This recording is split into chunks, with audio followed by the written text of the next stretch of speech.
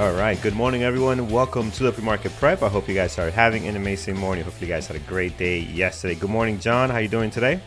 Hey Carlos, how you doing? I'm doing great this morning. I'm excited to continue this recovery in the market from yesterday and continue these upward moves all the way back to who knows? The sky's Yeah. the limit, all time highs. If only Carlos. But If only that was the case. We perhaps are. we will wait a little longer to do Yes. that. Yes. We are definitely heading in the other direction this morning, friends. Quick look at the SPY and what's going on here this morning. We are down 1.7 after a nice 2-day rally. Everything was good. The world was saved, and now we're not good, and everything's heading back down. So we'll see. It's gonna be interesting today, man, because we have obviously we'll talk a little more about the speech from Trump last night addressing the nation. And that, the markets didn't like much of what they heard here. So we're seeing that reaction. Plus, long weekend. We are off tomorrow. So there's no trading going into the weekend. We're off Friday for Good Friday. Markets are closed. And then we'll be back on Monday. So today is going to be an interesting day with everything going on. Plus the fact that there's no trading Monday. So I want to see how these markets, how these tickers are going to react on a day like today. So looking forward to that. Before we get into it, let's take a look at our U.S. economic calendar. Hasn't uploaded here yet. So give me 1 second. Thought I had it here. We'll take a look at what's happening today. John, as I pull this up, Sure. let us know what's happening. Yeah, so a couple things that will be worth watching this morning. 8:30 jobless claims coming in. So that's a pretty big report. Also goods and trades imbalance at 8:30 as well, but that's fairly important, but the initial jobless claims at 8:30 will be something to watch. Again, it's kind of overshadowed by what's going on this morning, so it's like trying to feel a tremor within an earthquake or something. I don't know. We'll see if it really matters. But the big driver, of course, is it remains the Middle East and Trump's remarks last night. Yeah, and absolutely. Let's just actually go right into that as well, because clearly the markets heard something different that they did not like. So I saw all of it yesterday after the space launch, which we'll get into that as well. That was exciting. He was short. I was expecting. I was like ready to go a lot longer because he usually does, but it seemed like he was pretty quick with it this time around. Yeah, I actually I started watching it and it was like I don't know. I just was kind of like I want the bottom line up front a little bit and it wasn't going to be that way. Never Yeah. is. So I went off to do something else and I thought, you know what, I'm just going to go check the highlights on X later or something and see what people are saying about it. But I did come back by the end of it, I think, and it's not. People were waiting for something more concrete. You know what I mean? That's the bottom line. Whether it was, I think good concrete news is what people wanted. So some kind of statement that suggested this was ending or something like that. And there was also the fear that he was going to announce ground troops in Iran. So those were kind of the two big what ifs out there last night. Neither of those were said. So he talked about the nearing of the completion of objectives of the operation. One of the But it, highest reviewed face oops, care. sorry, I just got a weird audio in my headset. So talked about nearing completion of objectives, but talked about intense strikes ahead as well, right?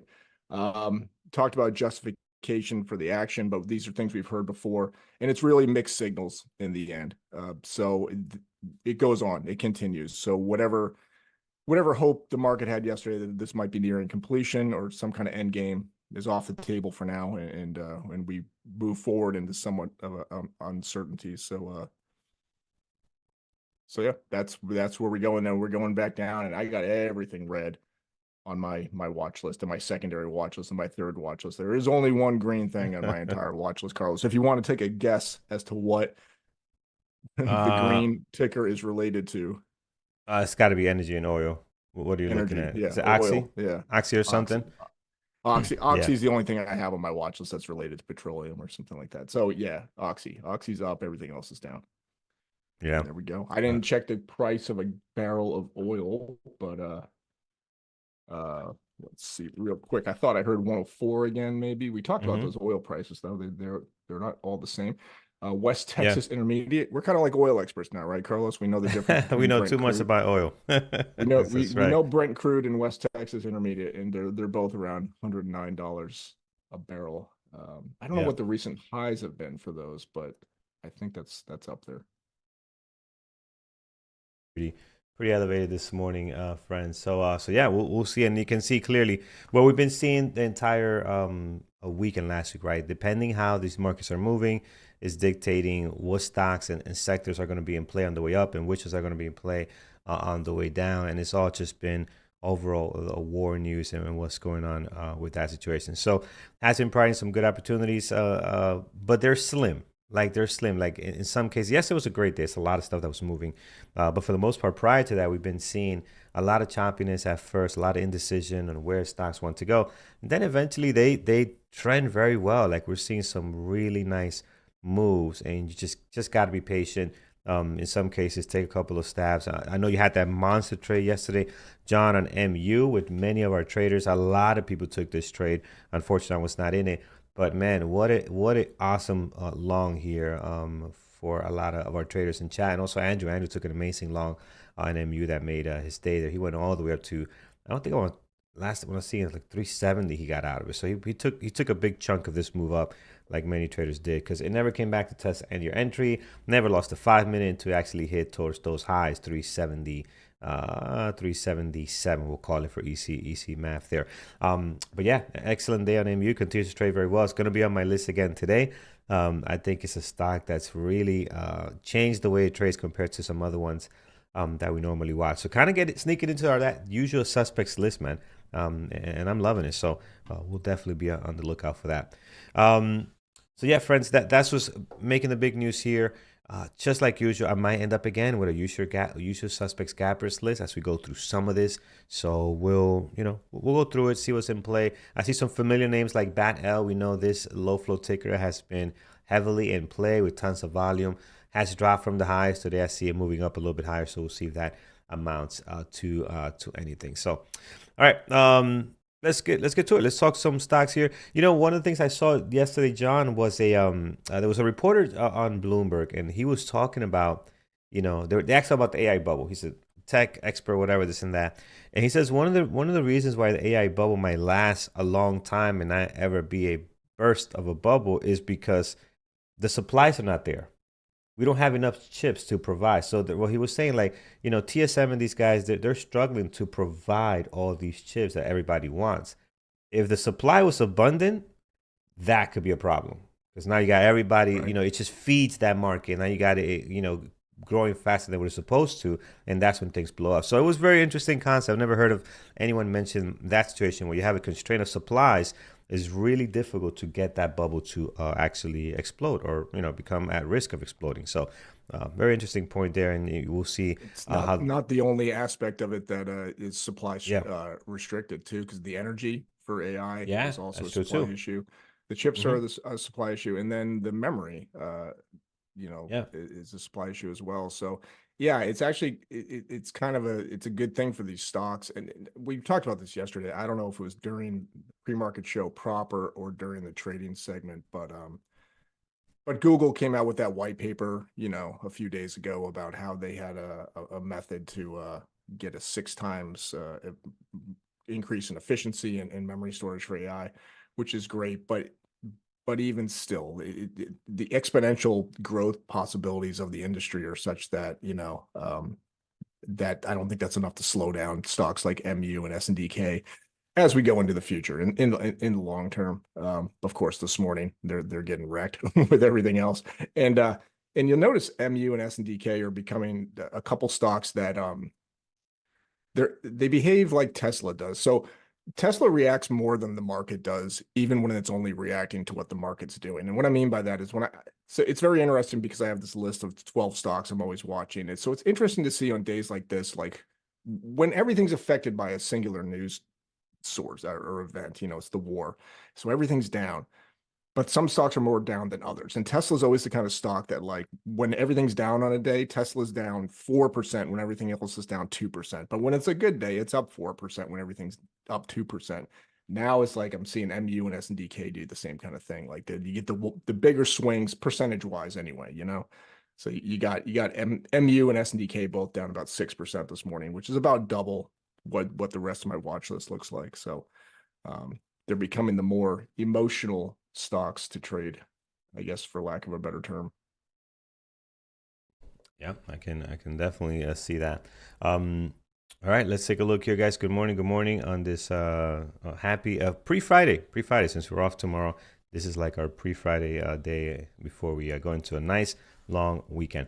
All right, let's take a look at the SPY here. As we mentioned before, we are down slightly, getting into the red this morning. It started last night. If you go back and you look at the action right after hours, a lot of the futures, you don't see it much here, but a lot of the futures, when Trump was talking, you can see the drop there when he mentioned this might take 3 weeks, and no sign and no confirmation of a hard end of the war. And that's obviously not being liked by Wall Street. And you see the dip here happening this morning, as we mentioned earlier, a lot of stocks following suit. But there is some stuff in the green. Let's take a look at what's actually able to make it in the green. A lot of it's going to be, we mentioned earlier, you guessed it, oil, XOM, BP, PBR, Oxy, energy play, VG. This is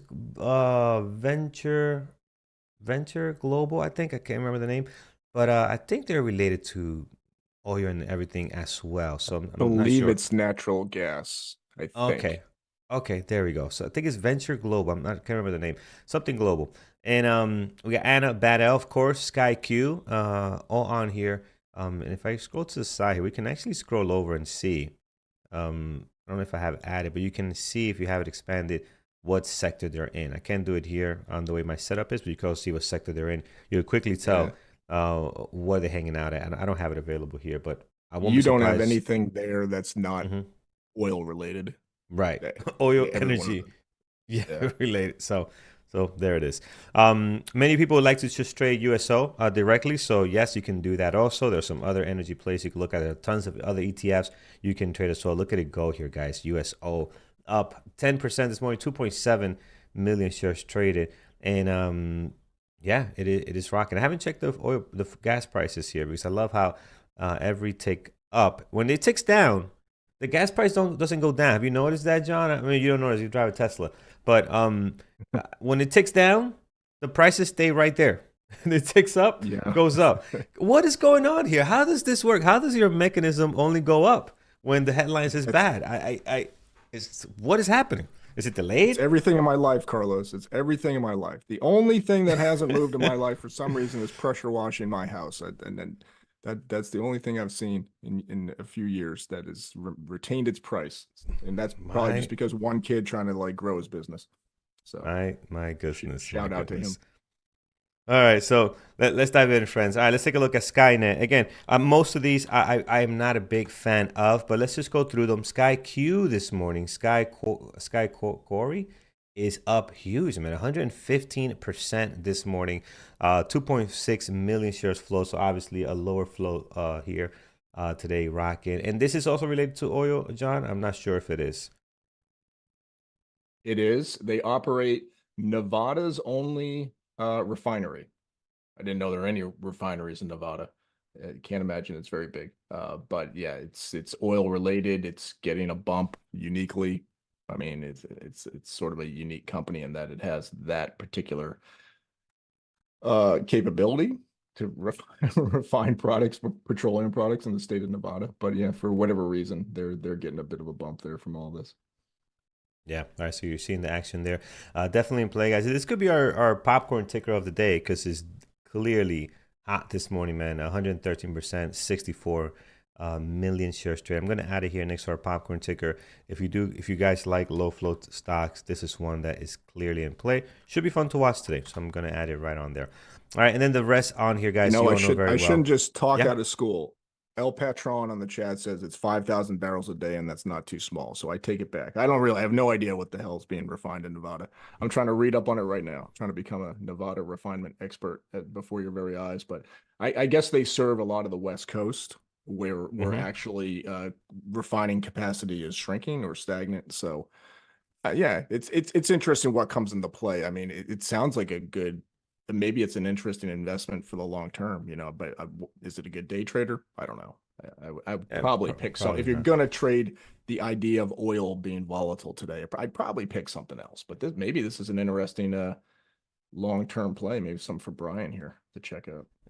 I mean, what do they do different now? Where they been the last couple of years? Like, Well, that's what I mean. I mean, I've never seen it before. It just happens to pop up today. It's, yeah, how okay. trading is, man. The laser beam of focus and interest goes for Yes, some reason on something for a day, and then if it trades well, it gets another day, and it's like it a gets to stay one-hit in the wonder. sun. Yeah, it Yeah, gets to it's stay like in an the sun. artist with one good song. You know what I mean? Like we're gonna hear this song for a few weeks, and you're never gonna hear from this No, guy that again. that happens a lot, man. There's some artists out there that I'm like, oh man, that's a great song. Let me go search this artist and see what else they got going. Nothing. Like they got this Nothing. Yeah. one hit, top 100 for the last 4 weeks, and the rest of the album is just pure garbage. It's a lot of them like that, unfortunately. But hopefully they can live off that Well, it's one an song. environment these days to create far more one-hit wonders, because back in the day, to be a one-hit wonder, you still had to get promoted. Somebody had to sign you, You had to you probably put out a whole album, even though the rest of it nobody liked. And there was a lot of backing behind an artist just to create a one-hit wonder. But I mean, these days you can just knock one out, put it on Spotify, make it in your bedroom, and there you go. And that's Yes, that's how a that's lot it, of these man. people are being That's found. yeah, I checked out absolutely. some AI artist a couple days ago. I hate myself for even listening to this for 4 minutes, but what was his name? Eddie something, Eddie Dalton or something. It's not a real person. That's just the name of the I don't even know what you call it. You can't call it an artist, right? It's the name. It's the face they put over the Yeah, artist creator, music creator. I don't know. yeah. I might have that name wrong, but damn, it was a good song, Carlos. It was, it was good. I hated that I thought it was good. And I was like, if I hear this summer when I go to my brother-in-law's pool party, so help me, if somebody plays AI music, I'm gonna lose my mind. I'm that much of a Yeah, curmudgeon about this stuff. I love music, Carlos. I always have, and I love the yeah, stories yeah. behind it. I love it, and I just can't stand that the future might just be machines cranking this stuff out. But what are you gonna Yeah. do? Well, what you could do now is I forget the actual AI thing. You can put in your own story and say, "Hey, make a song out of this and use this, use that, use this guitar solo." John, my friend was messing around with this. It is so damn good. Like I Yeah. was shocked on how easy he put a couple of prompts in there.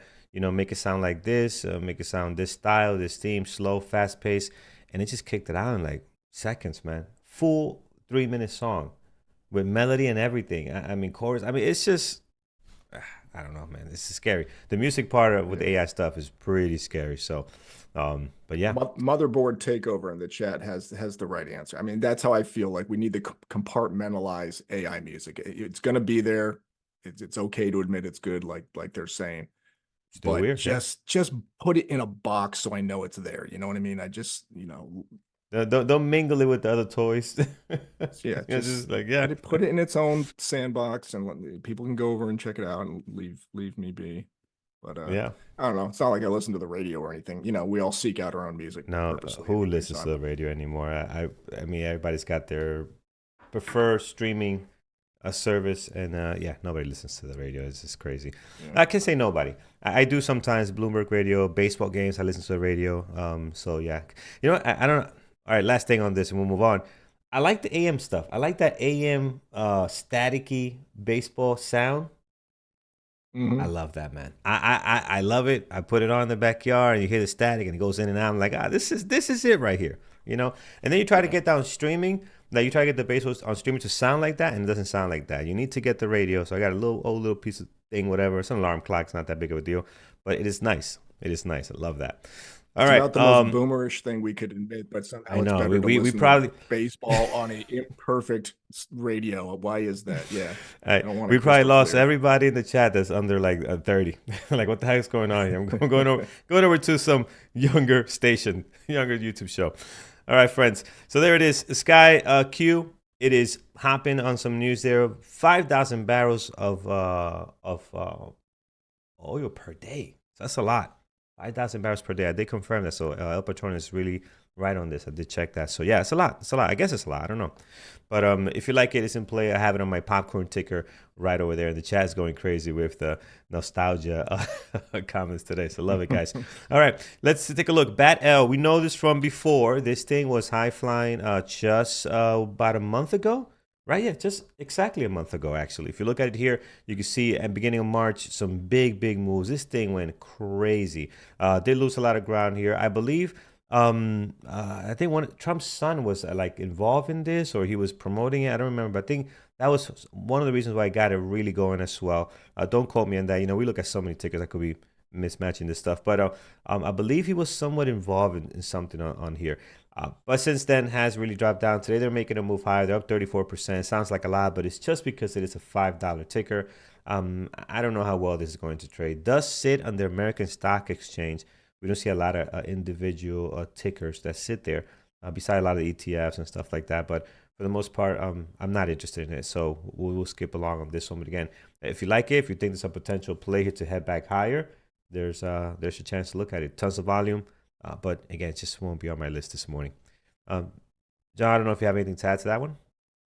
No, it is a fairly low float, 13 million shares float.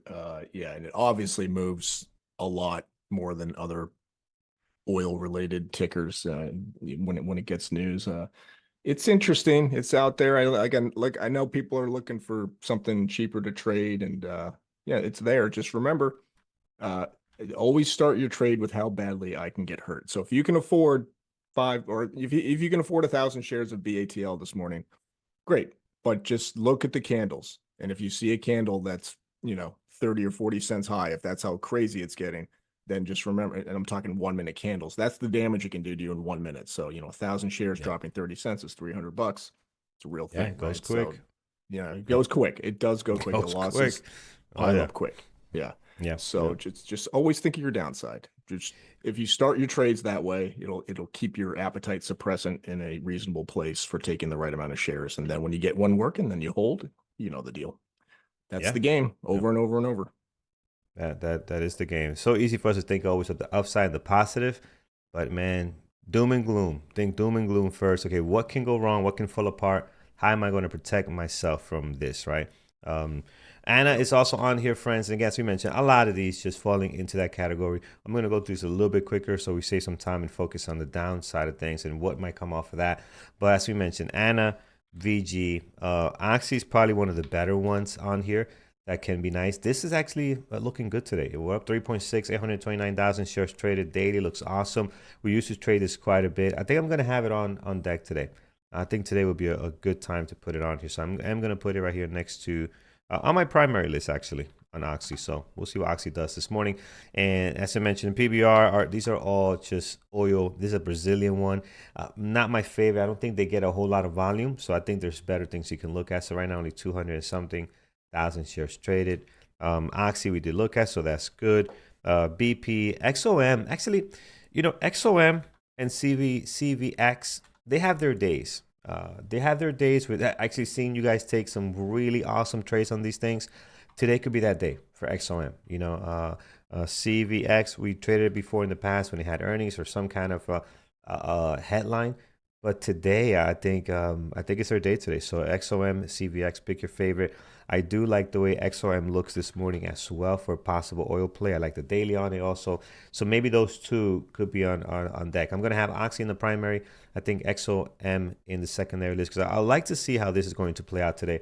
And I think this is where the action is at, guys. This is where the news is being affected most by the news that's happening today. So, John, I kind of went over all the ones here. Anything that I know you watch Oxy. Aside from Oxy, anything else you are watching today or anything else you want to add as far as the oil plays or energy plays for today? No, but I usually in my mind skip right over all these energy stocks and oil stocks, but today's probably my day, so I should pick one, and I'm so unaccustomed to trading them. I don't know what I like, to be honest with you. Probably Oxy. I will probably go with that. I imagine the liquidity is very good on that small spread, and it's probably more reasonable. What's the price on Oxy? $64. Yeah, that's kind of it's more my jam than doing BATL or something like that for sure. So yeah, I'll be watching that. Yeah, yeah, because again, for high day breakouts, this could be a thing today, man. Everything else is heading lower. But again, we'll see. I mean, how many times have we seen this, guys, where we start lower and things just take off, right? We see it over and over again. So it could be that type of day. If you look at the SPY, you can see it right here. Many days where we had gapped up, sold off, and either gapped up and sold down. So it happens. Not necessarily do we have to move in the direction that we're gapping in. So we'll see. Plus weekend day, so I think it's going to be even more interesting because of that as we get into our weekend. Here it is. Let's start on the downside of things. Man, some big numbers here. ELAB, wasn't this thing like up 100% yesterday? Yes, it was. I'm pretty sure it was up. Yeah. Yeah, it was up big. I went all the way to 14. Oh, that's sad. And now it's like, pom, pom, pom. We're heading the other way. So we're down here 60% this morning, 6.3 million shares traded. Hard to borrow. It's just not really tradable. Second day play here are usually not great. So again, just be mindful of that. Getting a little bit of a boost here in the pre-market looks good. How long that's going to last, I'm not sure. Reminder, very tiny flow, well under 1 million shares flow. So be very careful with this one. So again, not really in play. The fun, the party's over on this one, John. Yeah, it is. And I would stay away from it. I wouldn't go looking for that bounce. It could happen. Sometimes these stocks try to surprise you and then they go for those highs they had the previous day. But this is the more common story is you see that little run up on the 31st. That kind of excites people. Then you get the big one on April 1st, and then now it's over. So we're probably not going back into the 10s, 11s, and 12s. It's not impossible. Who knows? But the more likely event is it's over. That's usually a very common pattern here. The little excitement day of the 31st, the crazy day of the April 1st, and then the return back to the slow, sad return back to reality. Yeah. Don't be an astronaut stuck up here, because that's not fun. They're you might not get safe for a long time. So be very, very careful. Speaking of astronauts, man, what a day yesterday, John. I mean, we're both watching this live. It was extremely fun to see the launch over into fly by the moon launch yesterday. So give us an update on that. Yeah, it was great to see. Yeah, it was pretty issue-free launch, I guess. There's one little hiccup at the 10-minute mark, which was a planned pause anyway, with T-minus 10 minutes left, and they just checked their data link that, I don't know, hiccup for a second, and then they got back to it, and it took off almost on time. And now this morning, that screenshot's I don't know, 20 minutes old. Well, no, it's closer to an hour old now. So they've probably moved another 2,000 miles or so. They're probably around 45,000 miles from Earth, on their way to the moon, probably about 220,000 miles left. And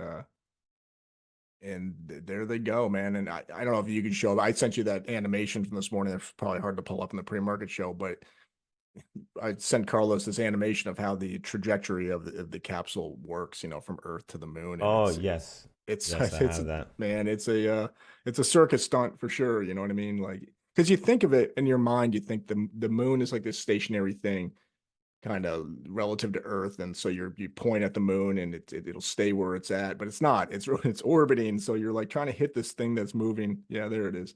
So here comes the moon. There's Artemis. It has to get a gravity sling around Earth, so there it goes, and it's off on its way to the moon. And there's the moon coming in from the top. So you got to hit it. If you miss, how scary is that, Carlos? You're never coming back, because you need gravity just like that, but get your way back to Earth. Like, the hell with that. These people are so I can't say that word, but oh man. No, they're gonna get this right. They're gonna get this right. But man, I mean, what if you're early? What if you're late? I'm telling you, it's a lot of math involved here. I mean, I'm sure they have enough data, seeing the moon for many years, cross this probably same location at the same time. That's crazy. That is crazy. But trust in your local nerd, man. Like, yeah. I was impressed with the speed, man. The speed that this thing was going at one point was like 22,000 miles per hour. I'm like, Yeah. that is wild. That is wild. I mean, I know it's space and gravity and all that, but still, it's still insane to think of something is able to pull that off. So, pretty exciting. We'll see how things develop there. So, and with that, I see Elon wants to do something as well. He's starting to get the space vibes and wants to go file an IPO. Yeah, the word was yesterday, Bloomberg was reporting that SpaceX confidentially filed for an IPO. This news was on multiple sources. I believe it's credible.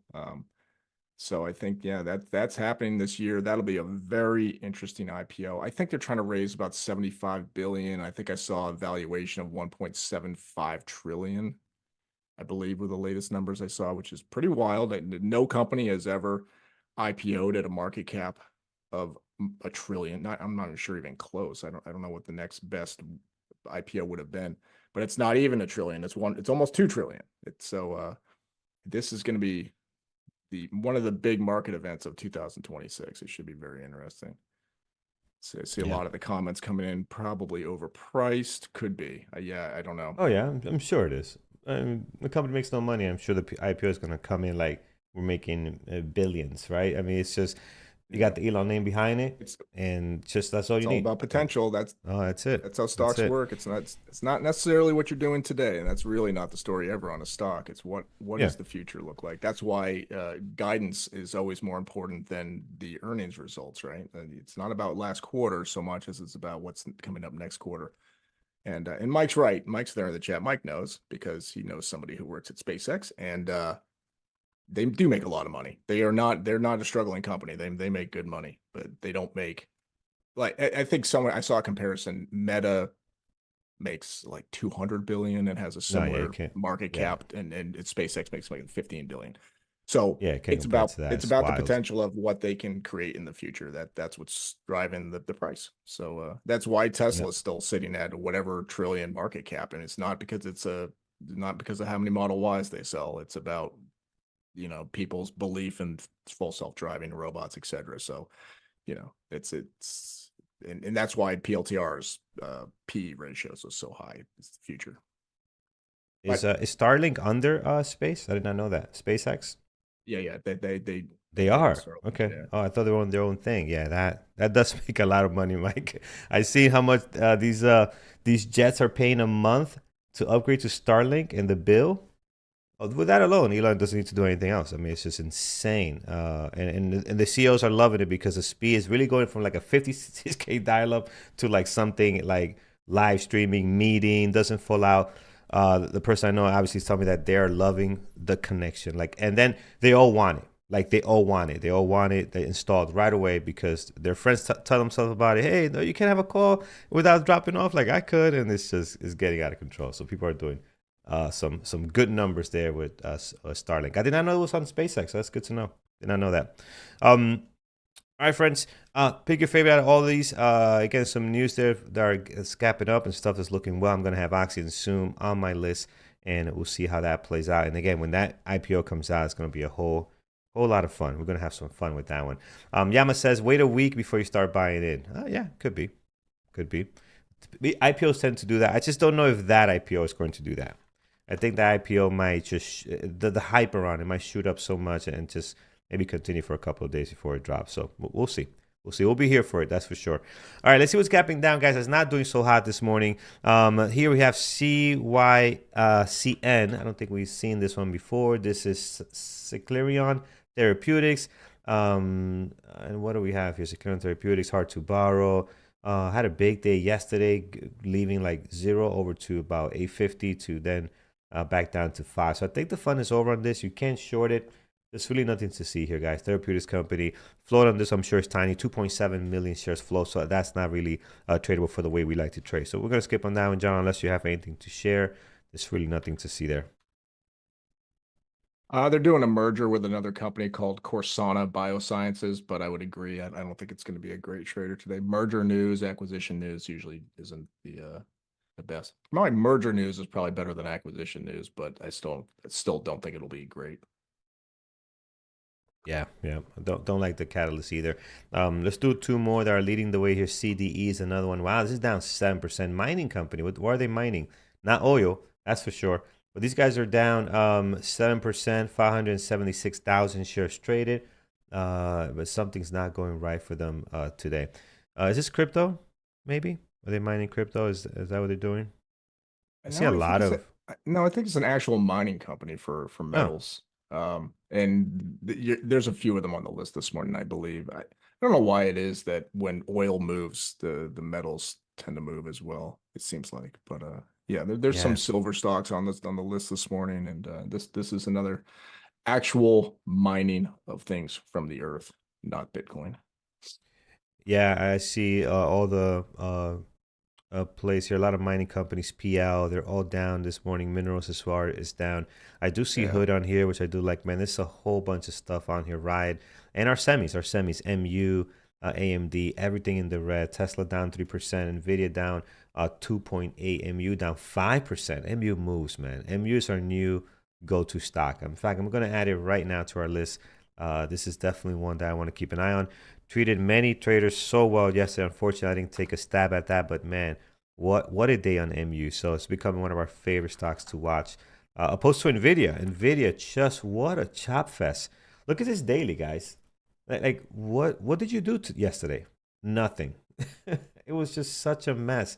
So clearly not his day. Yeah. Don't get me wrong; they have their days. We seeing, and I can't be smashing on Nvidia. Nvidia has great days. We had a lot of good history here, but lately I'm just getting all the crappy, choppy stuff every time I touch it. So today I'm gonna put it on the penalty box. I think we'll see. It's still Nvidia. It's still giving us an opportunity. But look at it yesterday at the start, just did not go anywhere. Eventually had a nice breakout here, but that took almost 2 hours to actually get going. So again, it's just very tough to trade. Even when things are trending, when the market is trending, Nvidia is giving us a tough time. You can see here on the daily how we go from an excellent day to a very choppy, non-tradable day yesterday. So out of my favorites, I'm going to pick MU. AMD, let's see how that looks today. AMD this morning down 3.1. Did trade well yesterday. I'm not sure if I'm going to add this one here. Maybe a secondary. I think MU is going to be my really main go-to. I will put NVIDIA here, guys. Yes, I know we cannot let NVIDIA out of our sights. We will put it on the secondary list. John, I know both of these are on your list, AMD and NVIDIA, and I believe you have added MU because you traded it yesterday as well. Yeah, for sure. MU was awesome. Yeah, well, it was awesome on the third try, Carlos. It was almost MU almost made a fool of me yesterday. Eventually Yeah, got it yeah. to work out. But yeah, no, I like MU this morning. I also I do like SNDK, but as we've discussed, the it's much more expensive and the spread is often atrocious. So the share size really has to come down quite a bit to trade that safely. Yeah, that's that. I mean, it's for me, it's turned into sort of like Oxy and MU. Like I don't know, have Yeah. any other better ideas this morning, to be honest with you. Yep. Absolutely. So Oxy, MU on my list here as well, and then we'll see what else we add. All right, let's see. Let's go back to the list and see what else is going on here. I see SMCI on the way down. We haven't looked at that in some time. So SMCI, what do we got going on here?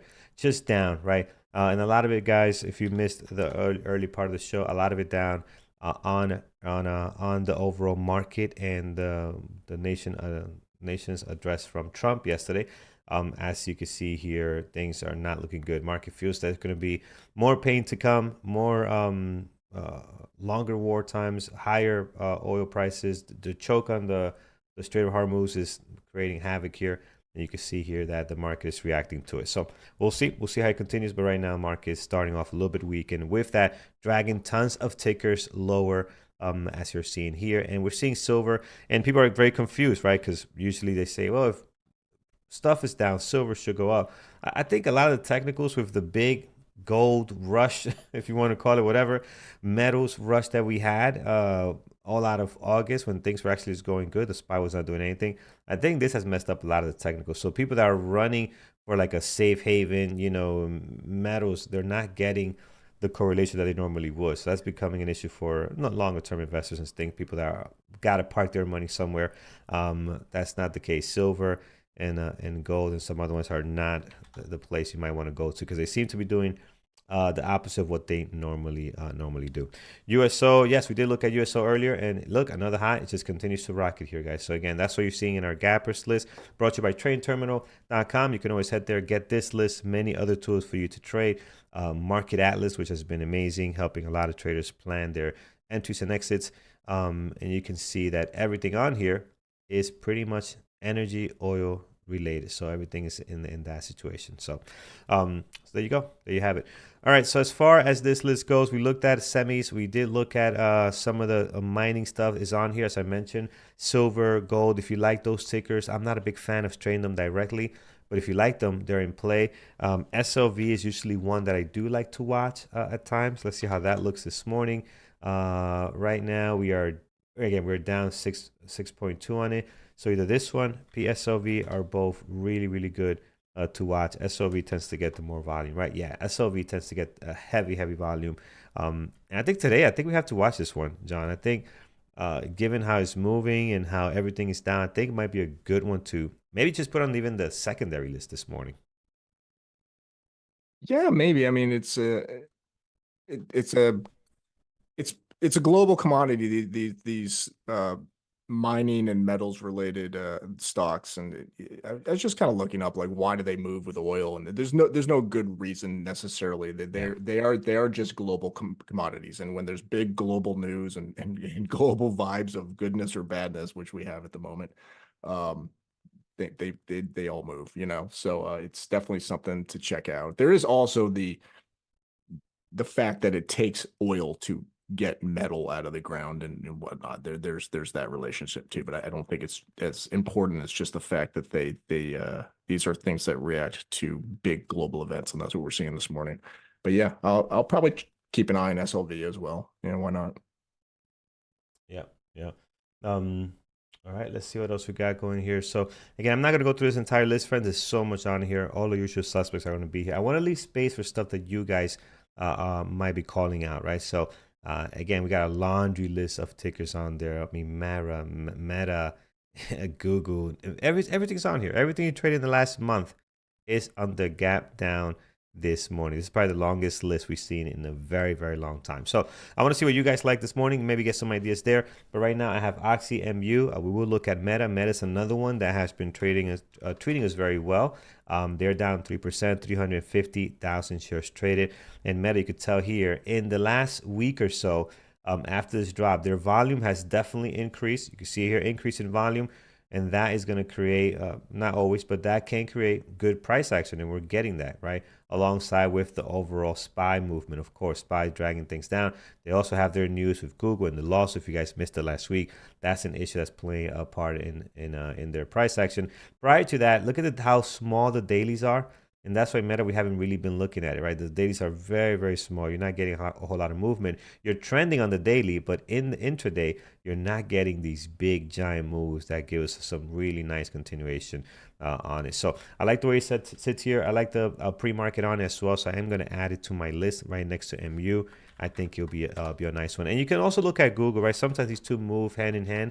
But I just believe Google is a little bit tougher to trade.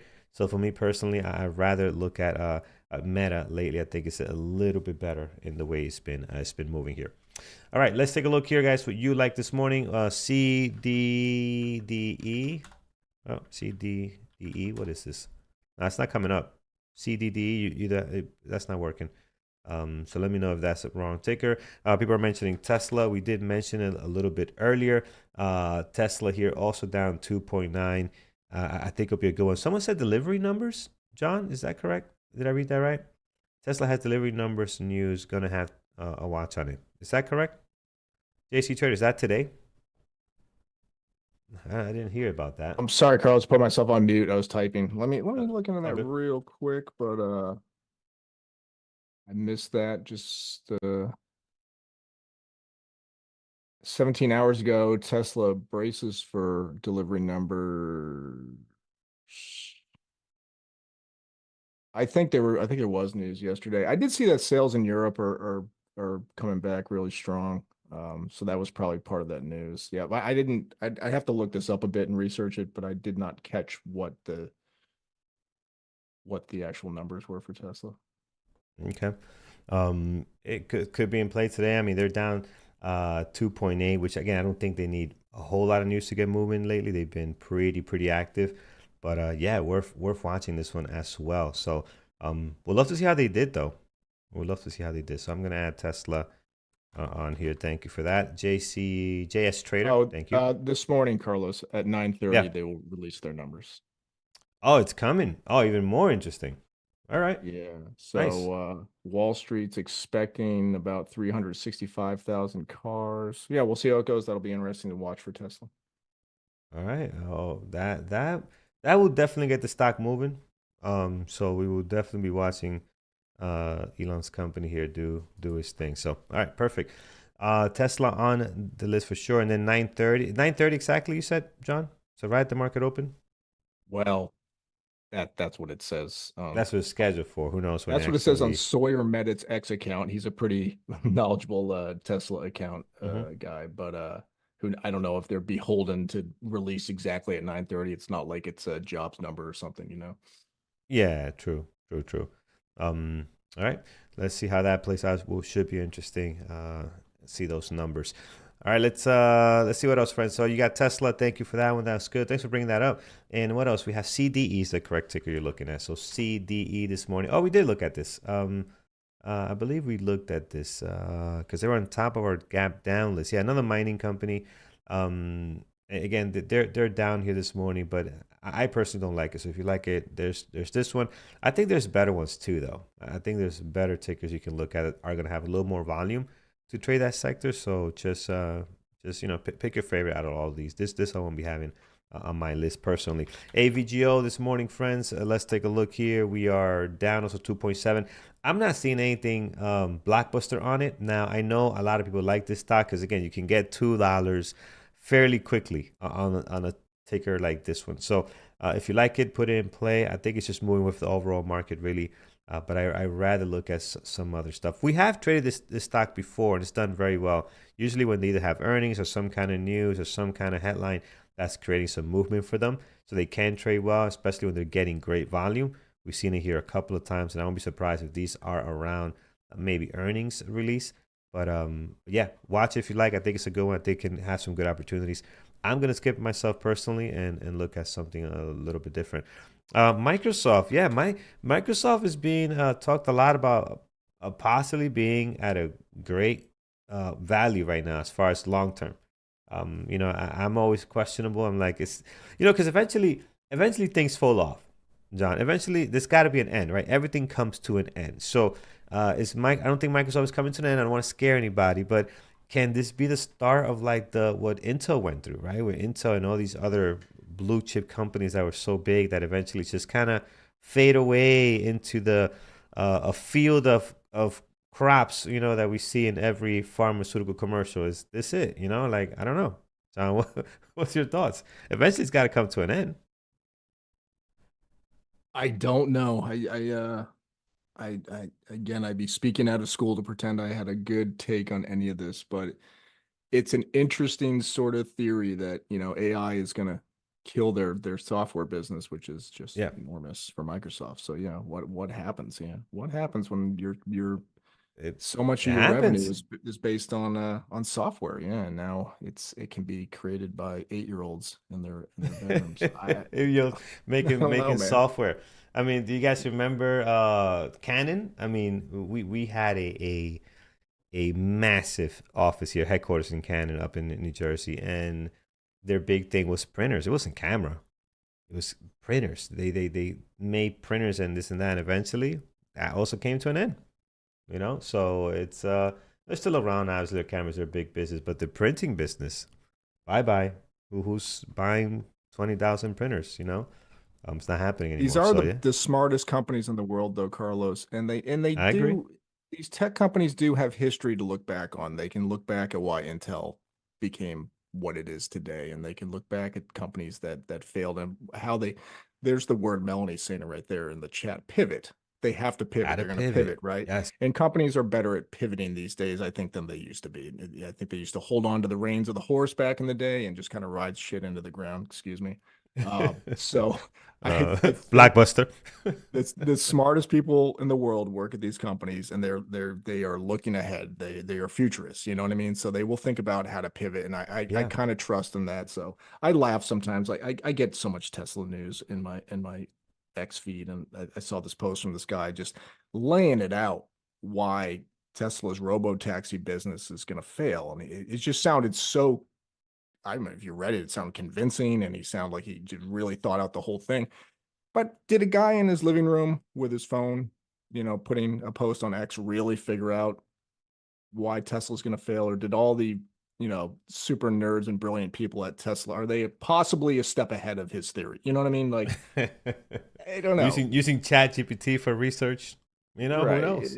What's the deal? I don't know. It's not that he could be right, but I just I can't imagine the intellectual powerhouses they have at these companies thinking about, the future and just how to make another buck. And Yeah, like everyone yeah. makes fun of Apple for like not having a good AI. I bet you they feel pretty comfortable at Apple. Something tells me when they get together in the conference room, they're like, yeah, this isn't a problem. I mean, but by 2028, we're going to be double market cap or something because they have some other way to pivot and take all our money. So we'll see. I don't know.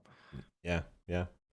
The dinosaur, man. They got to figure something out. This series horrible, but we'll see. We'll see. But yeah, the Giants, they will figure it out. But we'll keep looking at Microsoft. As far as today in the intraday trading for Microsoft right now, we are up down 1.1, 375,000 shares traded. Has been trading a little bit better, a lot more bigger movements. So if you like Microsoft, definitely put it in play. I'm not gonna add it because I think I just have way too much in the text. I got MU, I got Meta, I got Tesla, so I'm probably gonna skip on this one. But it's a good one to watch, and hopefully you guys will watch it. And if you see something great on it, please call it out. All right, let's do two more, friends. What else we got on here? We got Microsoft. We looked at that one. And yes, Melanie, companies got to pivot. There was a comment for Blockbuster. Blockbuster was like, "Oh no, people are always gonna want to come into the store and get their movies." I'm like, nah, that did not age well at all. People started saying, "Oh, I can get in the mail without having to drive somewhere." And I could do a queue, and the queue is going to ship it to me right in my inbox, and I can send it back with the ship back envelope. Oh my goodness, this is amazing. Yeah, and I get it. And they was getting it like in a couple of days, so like three or 4 days, which is pretty quick back then. Netflix, I'm talking about, by the way, and it was awesome. It was awesome. So bye bye Blockbuster. So did not pivot. I agree with you, John. Things got to pivot. GSAT's being mentioned here. Global Star. I personally don't like it, man. Very light volume, by the way. Only 230,000 shares traded. That's very light for it being up 12.4. I don't have the. Oh, here it is. Float on this one. Actually, 50 million. A lot higher than what I thought, actually. Over at 50 million shares flow for GSAT. So pretty There is actually some news here, Carlos. Amazon's in Okay. talks to buy this company in a $9 billion deal. So here we go. That is news. I'm guessing that's to jumpstart their own constellation of satellites. But I haven't read into it. Yep. Let's see here. Yeah, just you correct. They pivoted. They moved over to saying, "Hey, this is old," and they switched quickly to streaming. So yeah, got to pivot. So I'm with John. I agree with John. It's just, hey, you never know. It's interesting.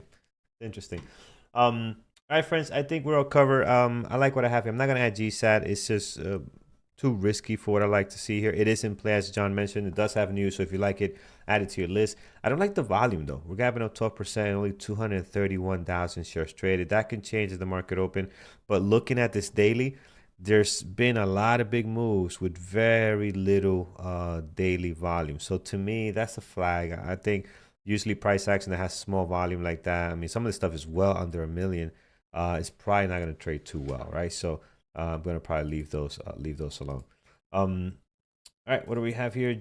See, my friend joined. Let's check here. Okay, all right, that's okay. Good. All right, let's see what else, friends. What else we got going on? I think we're good. Let's head over to bearwithtraders.com, friends, where you can find what's always happening. It is not Friday. It is pre-Friday today. We are closed tomorrow.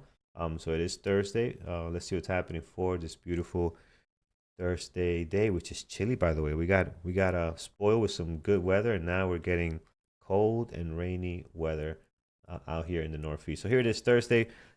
John's gonna let you know what's happening this day. It's supposed to be good weather for growing grass, Carlos. And I put down $120 worth of grass seed and around portions of my yard. And then True Green showed up the next day to put down some kind of emergent thing or something. It's something. So I'm talking to this kid like, hey man, I just put down grass seed yesterday. Like, is this bad for the grass seed? He's like, oh yeah, it's not going to grow once I do this. I'm like, you gotta be kidding me. Like I spent the whole evening out there, like putting grassing these little pockets of places that needed it all over my yard. My back hurt from doing it. I was like, oh my God, it's all sitting on my lawn, like just turn into bird food now. Oh man. Ouch. I could have waved him off and then I don't get the pre-emergent and all that stuff. I can't win, Carlos. I hate grass. I hate grass. Grass in the Northeast is an issue, man. I'm so sick of trying to make it grow every year, and it disappears. Yep. Like it looks good. I get it into a good spot, and then the fall comes and it dies in a bunch of places. Like, can you just stay? Yeah, patches. It's just horrible. Anyway, enough about my problems, everyone. Let's look. Thursday, Mentorship Day. It starts off with Lenny talking trend trading mentorship. It focused there at 11 a.m. If you have any trend trading questions, go ahead and head over to Lenny's session. This is for elite membership access. I should mention because that'll come up as we talk joining Bearable Traders here in a second. But Lenny's a great trader. I'm sure you can ask him anything, but he will be focusing the session on trend trading mentorship. And then Jared's got his options mentorship session at 12 p.m. right after Lenny's done in the same room. And then tonight you've got evening mentorship with Gary, very general mentorship session. Gary's a great trader, a lot of experience in the market over the years with Gary, a very smart guy. So if you have any questions at all, join him there for a very informal session on trading, investing, what have you. Should be great. All right. Awesome, friends. And if you want to join, excuse me. We do Friday as well. Oh yeah, we're not here tomorrow, so we might want to mention. Actually, I don't know if Mike's doing his session tomorrow. Yeah, Mike might be off. I'm not sure, but sure. No. Maybe Mike will chime in and let us know. Otherwise, let's go down to joining Bearable Traders there. So, bunch of options to join us here at Bearable Traders. I've mentioned this every single day that I think one of my favorite ways to do this is that $39 for 1 week. Come check us out. Get access to some of the basic education and but also access to the chat room and spend a week with us. Pick a week that you can spend a few hours here every day and come see the value of just being in this chat room and getting ideas from moderators and education from moderators and ideas and education from your fellow community members.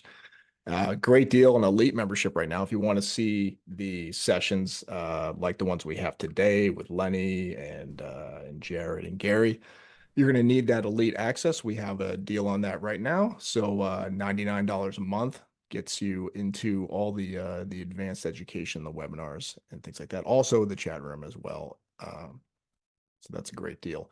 And then if you'd like to join us over the long term, because trading does take a long time to figure out, you can join us for a year at Bearable Traders. And that gets you actually a funded trading account. I always struggle if it's trading or training. What do we funded training account with the DOS Trader? Boy, I think I messed up saying that yesterday too. DOS Trader Pro platform. The coffee's kicking in. Can you scroll down just a smidge there, Carlos? Yep.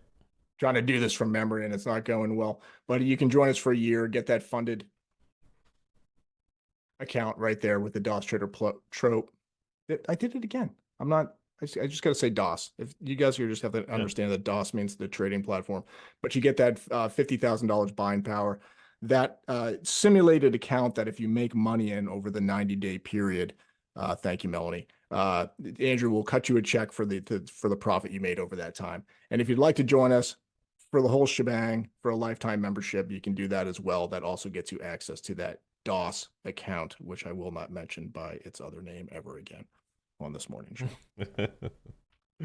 I think it was throwing you off that it says DAS Trader Funded, and we're not used to seeing that.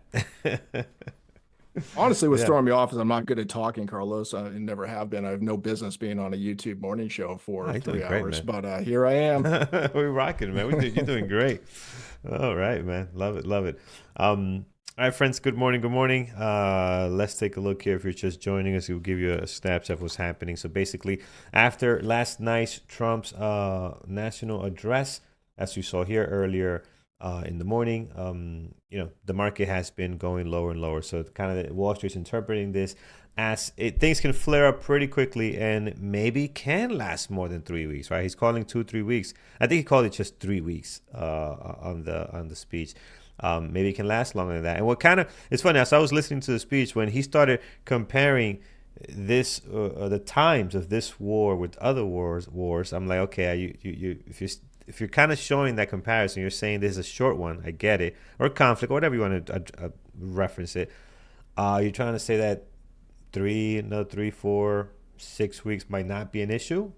Like that's how I took that. I'm like, okay, well, what are we saying here? So Wall Street is not taking it in a good way that this thing is going to be over and done with and de-escalated. So hopefully it can be, but right now the SPY is reacting as there's more pain to come, right? So as you're seeing that there, overall market is down today, and that is dragging. If you missed it earlier, tons of tickers down this morning. You can see our gap down list full of stocks. And on the gap up, of course, what does well in the conflicts, when this conflict continues? Oil, energy tickers, all up this morning here. I have Oxy on my list. I have also XOM. I think XOM could be a good one as well to keep an eye on. So we'll see what takes place there. Let's go ahead and get some levels set, friends, as we get ready for our market open. Then we'll look at what our team is watching over in the chat room. You're going to have Andrew, Brian trading live. And I think I believe they're trading live from a yacht today. So I got some pictures here. Let me see if I can pull them up. But they're trading live from a yacht this morning, afternoon for them. And I believe, who sent me this? I want to say it was it Peter? I think it was Peter. Let's take a look here. There it is. There's the boss getting ready to work. So here it is. They're gonna be trading. They're gonna be trying to trade from a yacht today. Hopefully, they got great connection if they do that. So this is nice, man. This is nice. Look at the water. This is beautiful. So hopefully, you guys are having an amazing time over in Egypt, and definitely enjoying yourself. Look forward to seeing more pictures as you guys are setting up your trading stations in the yacht. It's gonna be a lot of fun. That's a first. That's a first for a lot of traders there trading from a yacht. So, all right, let's get some levels in place. Rough life, Melanie, right? Well, I agree. But see, Andrew could do this like every day. But he lives in Vancouver. Cold, cloudy, rainy, sun like 2 times a year. I don't know. I don't know why he lives there. A very tough time zone. Melanie knows. Melanie's waking up at the crack of dawn to be with us here every morning. So gotta wake up very, very early to be with the markets. That is tough. I always tell him, gotta move to the East Coast. Gotta move. So we'll see. All right, here's Oxy, friends. Let's get some levels in place. Oxy this morning, we are up 3.9. As I mentioned, oil tickers up this morning. Energy plays, of course, 64.90 is the high of the pre-market on this one, and the low is going to be 63.42. Highs and lows of the last 2 trading days surrounding the price action, as you can see here. And it looks pretty nice so far this morning. I like this one, and I also have XOM on my list. We're not going to do levels for it, but I think this one also looks very, very good as well. Vancouver, one of the nicest cities in North America. I agree. Vancouver is awesome. A few times I've been there. Andrew's taking me around. We had an amazing time, going. You got everything. You got the water, you got the ocean, you got the bay, you got the mountains, you got this nightlife. I mean, it is beautiful. But man, I like my sun. Every time I've been there, it's been cloudy, cold, it's that's the only thing that I would change out of Vancouver. And Seattle too. Seattle's the same exact way. So again, just too much rain. Every time I've been there, it's either rain, snow, cloudy. You never get like 5 days of just sun, like just beam down the sun on me. That's it. So, all right, but it's a beautiful place for sure. All right, let's take a look at the next one here. It's going to be MU, my friends. MU, what do we have going on here? MU 356.40. 356.40. We'll slam that. 345. 30 is the low of the pre-market. The high is going to be over up at 356.40. Once you do that, similar to what we just saw, highs and lows for the last 2 trading days, previous day close, or we saw same thing we saw on Oxy here. You're surrounded and you don't really need to add anything else. It's pretty good. And it's going to be easier levels today for a lot of our tickers that we're watching because everything has been doing this. The drop, the rally in the last 2 days, and then today we're down again, right? So if you do that and you overlap it with many of your stocks, the Metas, the Teslas, you see how that's overlapping nicely. And that's because this, guys, we know, the SPY's, at least the last few days, has been really putting the pressure on the way tickers are moving. So almost anything you look at, NVIDIA, AMD, AMD not so much, actually. Look at that. It's doing it, but in a very sloppy way, I guess, right? So not clean. SOV, same thing here. XOM, a little bit different. Obviously, this could be going the other way, given that it does the opposite, right? It's actually doing the opposite. When we went down, look at that. It went up. When we were going down, it goes the other way. So yeah, so pretty much doing the opposite, which is expected, given how things are trading. So MU, as we're going back into these 2 trading days, we're going to have levels all over the place. Do not need to add anything else. Leave that alone. Let's look at Meta. Same thing here. We're going to add a high of the pre-market, which is right below the previous day close at 577.88. And the low of it is going to be at 560.70. We're trying to hold on to that right now. Again, as I mentioned before, highs and lows doing an amazing job. Let's keep it nice and simple for this pre-Friday as we go into a long weekend. All right, looks like Tesla numbers are out. John, did they release it early? I mean, they're moving here like something got released. Did they leak something that we don't know they're about? out. Okay. They're out. They missed a bit. I'm trying to get through the numbers because it's funny how a lot of people can't agree with the actual like estimate was or the forecast, but they delivered like 358,000 vehicles in Q1, which is up 6% year over year. But Wall Street was I'm seeing different people. Some people are saying 365, 372 expected. But in any case, they missed on deliveries. They produced more than what was expected. And then there's some news on the energy sector of their, not sector, but the revenue stream of their company is another thing that's growing lately. And I'm trying to get numbers on that. I'm a little confused on how much that grew or if it beat the estimate, but yeah, it's coming. It disappointed a bit, so it's down. They picked a good day to be down though, because now they're down 4%, but they look like everything else. So yeah, right. The impact is kind of somewhat it's kind of lost in the fog built here. in. Yeah, they're not sticking out there, on their own when everything else is down, opposed to the market having a great day and these guys are showing bad news. That's not good. So yeah, could be somewhat controlled down situation here, but it is moving. It is getting action. We're here for it. A low of the pre-market right now. We'll slam it here just in case. This is where it stops, but it doesn't look like it. 365.22. We'll come back and update that in a second. Heading to the bigger picture, the high of the pre-market is just over at 376 on the dot. So we're going to put a level right on there. And then once you do that, guys, you're set. Highs and lows for the last 2 trading days, doing a really, really good job. I don't think you need to add anything else. There might be an area here, actually, that's not covered. Right around I want to say 367.58. Right, you got a couple of stuff on here. This day close there. You have some stuff here as well. That might be interesting. So I'm going to put that there. Let's see if that does anything. As we're making a new low, we'll come back and update what that new low is going to be right before the market open. Right now, getting some action on Tesla, looking good, friends. Numbers not what people expected as they try to confirm which number is that they want to look at. Right now, Tesla dropping with those deliveries released. All right, with that, friends, let's take a look at what our team is watching. We got 20 minutes to the market open as we get ready. John, what is the moderators looking at today? Let's see if we got some in here. Only got Mike so far. You naughty moderators, get your stuff in. Mike's looking at Oxy and MU, the same kind of stocks I was looking at. He'll be looking at his scanners as well. Yeah, so we will be waiting on them. I guess they're all floating down the Red Sea on a yacht, and they don't have time to talk to us. Well, that we'd be waiting on the other moderators, I guess. So we'll see if some other mods chime in here. That's what we got for now. Big Mike. All right.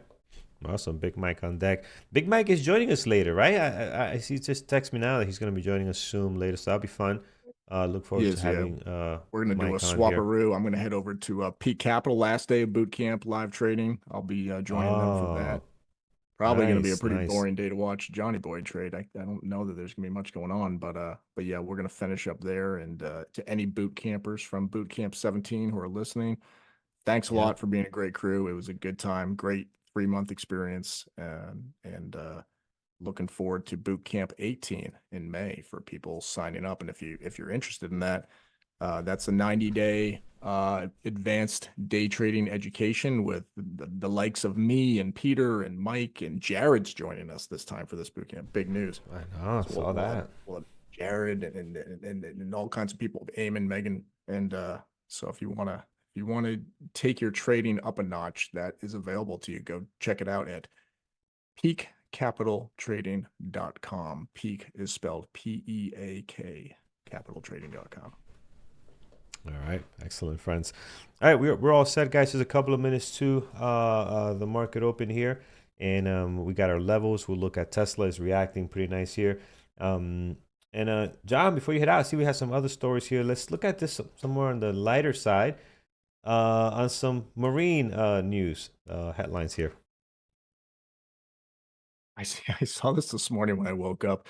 It's kind of fun doing these new segments on the market show because I'm just scanning, my phone, like what is weird out there, This was a fun one. So sharks in the Bahamas are testing positive for drugs, including cocaine and painkillers in a new study.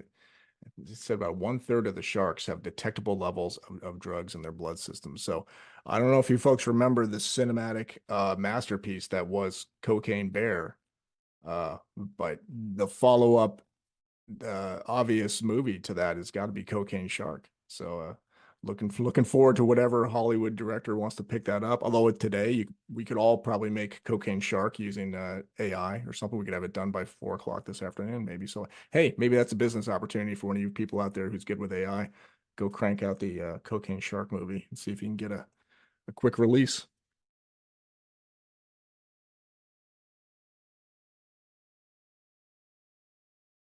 Did we lose you there, Carlos?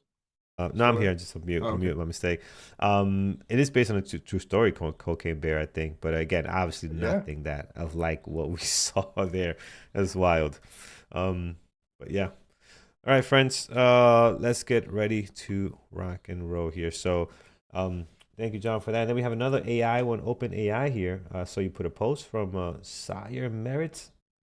Yeah, so I just grabbed it from his account, but I saw this in multiple places, and that's a Bloomberg article link there, so this is kind of backed up. But yeah, apparently OpenAI is having a hard time getting another round of investors to buy their shares. So kind of interesting. The moat for OpenAI is perhaps not as wide as it looked even 6 months ago or a year ago for sure, and that's causing problems for them getting the money they need to get to their IPO, get everyone to buy up these shares. So that'll be interesting to watch. That's another potential big upcoming IPO. I haven't heard a date on that. Have you, Carlos? And for SpaceX, I've heard 2026. It sounds like that feels kind of concrete that that's going to happen this year. But I'm not so sure about OpenAI or some of the other ones. Roboski saying June, maybe. For OpenAI? Yeah, I don't know. Maybe I don't get much news on that. So not sure, but we'll see. I mean, right now, asking people to invest when there's so much uncertainty and the market's doing this is probably not the best sales pitch when you call somebody up. Hey man, listen, it's like they look at their portfolio and all the tech companies down. They're like, yeah, I might want to wait a little bit. Let's make sure the downturn is over. So we'll see. We'll see. All right. Perfect. We're all set, guys. Might watch this Oxy, MU, Meta, and Tesla. I got a bunch of secondary stuff on there that I'll try to keep a close eye on as well. XOM, SLV, AMD, and NVIDIA on deck also. So looking forward to see how those are going to play out. I see your comments. I think some people think it's going to be a choppy day today. Others think it's not going to be a choppy day. Who knows? Who knows? Hopefully not. Hopefully not too choppy. We would love to take advantage of this drop we're getting here with the market, the way things are reacting. Again, all my stuff here actually in red. SKYQ continues here. Look at SKYQ, guys. This is our low flow of the day. And man, this is rocking. Made a new high 655 and it's up 120%. Be careful, low flow tickers. Besides this one and XOM and Oxy, everything is to the downside this morning. Red on my list. So hopefully we'll get some movement out of this. Hoping to get that. You know what I'm happy about, Carlos? What's that? You know what I'm happy about today? No. I'm happy. I'm happy that April Fool's is over, because I fell for like way too many April Fool's jokes. Way too many my things. Phone. It kept happening to me over and over. I'm like, I'm such a dumbass, man. Like, so, and there were weird little ones. Like you and I are aviation fans, right? Yeah. So yeah. I get a lot of aviation stuff in my feed, and I see this story about this midair collision that happened over Albuquerque. And I was like, man, I never heard about that. It was between like a 737 and a smaller plane, and they crashed right into the suburbs of Albuquerque, New Mexico. And I was like, wow, I've never heard of this accident. And then I realized it was actually it was a plot to one of the episodes of Breaking Bad. And somebody just made a fake aviation news thing. And I was like, oh man, Fake I know news. Breaking Bad, man. So then I'm scrolling through my phone later in the day, and I see this story about this flight back in 1980 where the captain and the first officer actually got sick from the food. And a pilot was on board, a fighter pilot was on board the plane and had to come up to the cockpit and land it. And I'm like, man, I've never heard of this story either. That's a No, wild I've heard of that aviation. one. Because that's the Yeah. story you always wonder, like, what if someone else had to land the plane, right? From back in the passenger section. Yeah. Then I yeah. realized that's the plot to the movie Airplane from back in 1980. And I'm like, I need to put down my phone. Like, this day needs to end. So This lady said I gotta stop. Oh man, awesome. There you go. And this one got you too. You sent me one. Xbox buy Steam racks up tons of searches. somebody posted it in the chat. What is this? We opened up the chat this morning, and somebody posted very early that Xbox bought Steam, and they said like, and someone else commented, "Oh, that's huge news." I'm like, "Wow, that is huge news." And so I Googled it real quick, like Xbox buy Steam, and this is the first link. I grabbed a screenshot, I sent it to you like real quick, like, "Oh, Carlos, maybe we should talk about this morning." And then I realized I literally sent you a April Fool's joke. It says it in the headline. I didn't even read it. So yeah, John needs to move deeper into April. Apparently I can't handle April Fools anymore. Yeah, gotta get away from April Fools. All right, friends, I'm gonna be right back. I'm gonna get a fresh cup of coffee here before we get into the open, and John will be right back. Give me 1 second. Okay. Completely understood. I have my coffee here. As I told you folks, I've had way too much coffee this morning. So what are we looking at here in the chat? Shiv K5N60 thinks MU is going to rip and fill the gap and continue to go up. I think it's a good candidate. I think if you're trying to catch something to the long side out of all these depressed stocks this morning, I do like MU for a possible rebound. But don't get too biased. I mean, look for your signals. Everybody should have a setup, something you're looking for, and try to wait for the thing that you see. And just go after what you know is your edge. Or it may not be the edge you've developed, right, and that you are sure that works, but it might be the edge you're working on. And that's what it is for a lot of people. So even if it's the thing you haven't quite figured out yet, every day's an education lesson in the markets, and you should be focusing on some kind of setup so that you can make it better and better as time goes on. What else do we have going on in the chat here? Chris is letting us know that Cocaine Bear was based on a true story, but the bear had OD'd on the stash. That's not as good a movie, so I can understand why they added some excitement to the plot there. I will be vacationing on Cape Cod this summer on the South Shore, and some of those Bahamas sharks may make their way up to the Cape, so I'll be on the lookout for cocaine sharks in June. Psychedelic Beavers saying, one thing you've noticed about your edge, you do terrible on days like this. It's important to recognize what's not a good day for you. This is not a good day for me. I'll be completely honest. I trade breakouts to the top side, and trading you can make certain aspects of trading simple. And one of the simple things about my strategy is that to trade breakouts upward on longs, it works better when everything's bullish, right? It may sound very obvious, but but it's true. You know, I'm fighting stocks on days like this. So what can happen for trading like a high day break, like I'm looking to do on a day where everything's depressed, everything's down a lot.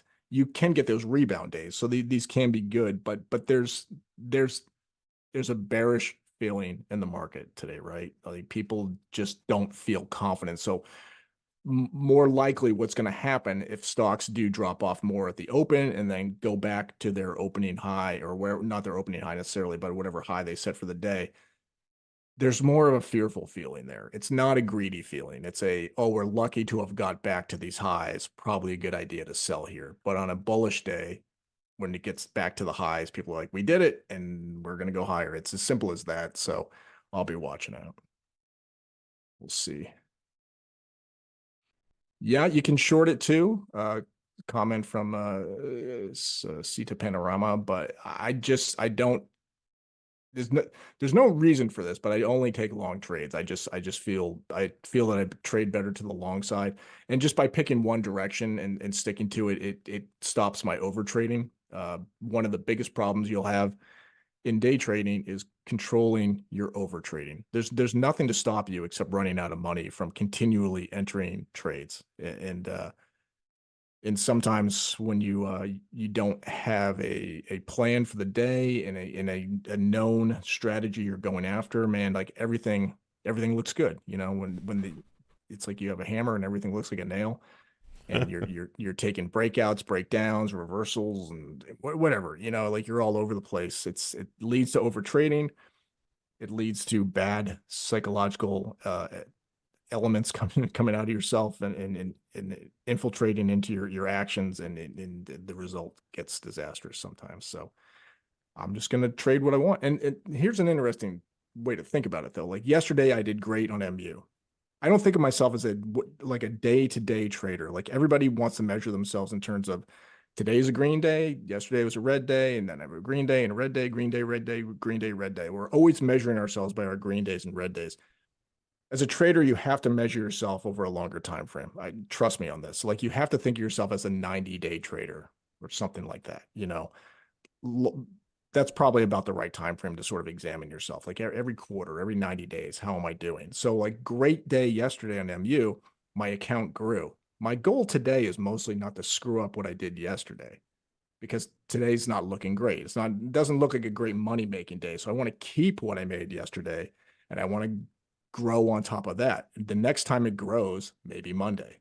That's just the way the cookie crumbles. I know it's very tempting to grow today, to add to it, but if it's just probabilistically not there, if the market's saying you're not likely to have an easy time growing this, can wait till Monday, because I think of myself as a 90-day trader. What can I accomplish by, you know, what 100%. Think of yourself as January, February, March. Now we're into the second quarter. Now it's April, May, June. So I want to think of myself as, what can I accomplish in this quarter? How can I do? Well, have a good quarter, I can't screw up yesterday's big win. I gotta keep some of that, you know? So anyway, that's my final thought. Mike is here to take you guys through live trading with Carlos this morning. I'm going to leave and go over to Peak Capital Trading, into our live trading room over there. And it was great talking to you guys this morning. Thanks a lot. Thanks, Carlos. All right, awesome, man. Thanks for the coverage, and we'll see you a little bit later. Mike, good morning. How are you? Let's do a quick sound check. Make sure we got you good. Hey, good morning. Can you hear me? I hear you. Awesome. Awesome. Good and clear. No background noise. All right. That's what we like. How's everybody out there on YouTube today? It's good to have you. And yeah, it's good that we got John going over to finish out Peak Capital Trading. I think it was Peter that was scheduled. No, maybe not Peter was scheduled for today. Maybe it was yesterday. But yeah, the live trading over there is much different than what you see here on YouTube, and much different than what you see if you're a BBT member.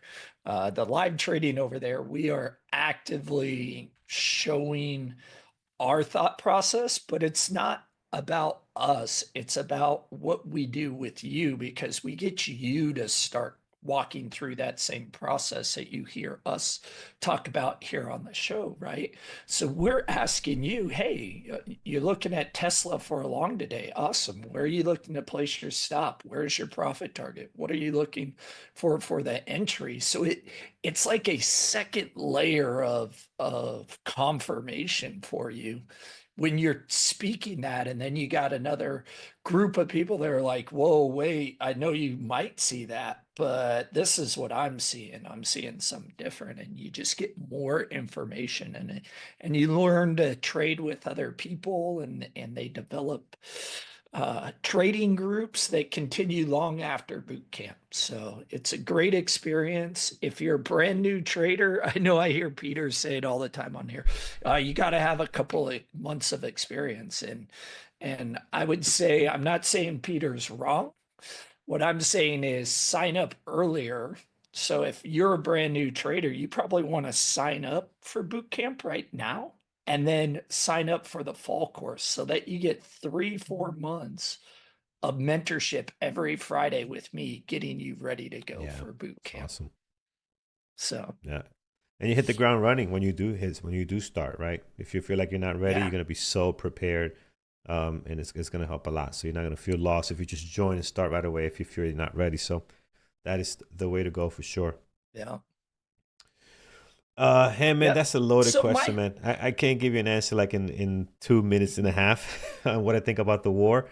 But I have my opinion, which I have my opinions on it, but it'll take a lot. And I see, I try to be as good as possible, Mike, to look at both sides of the field, right? Like unbiased.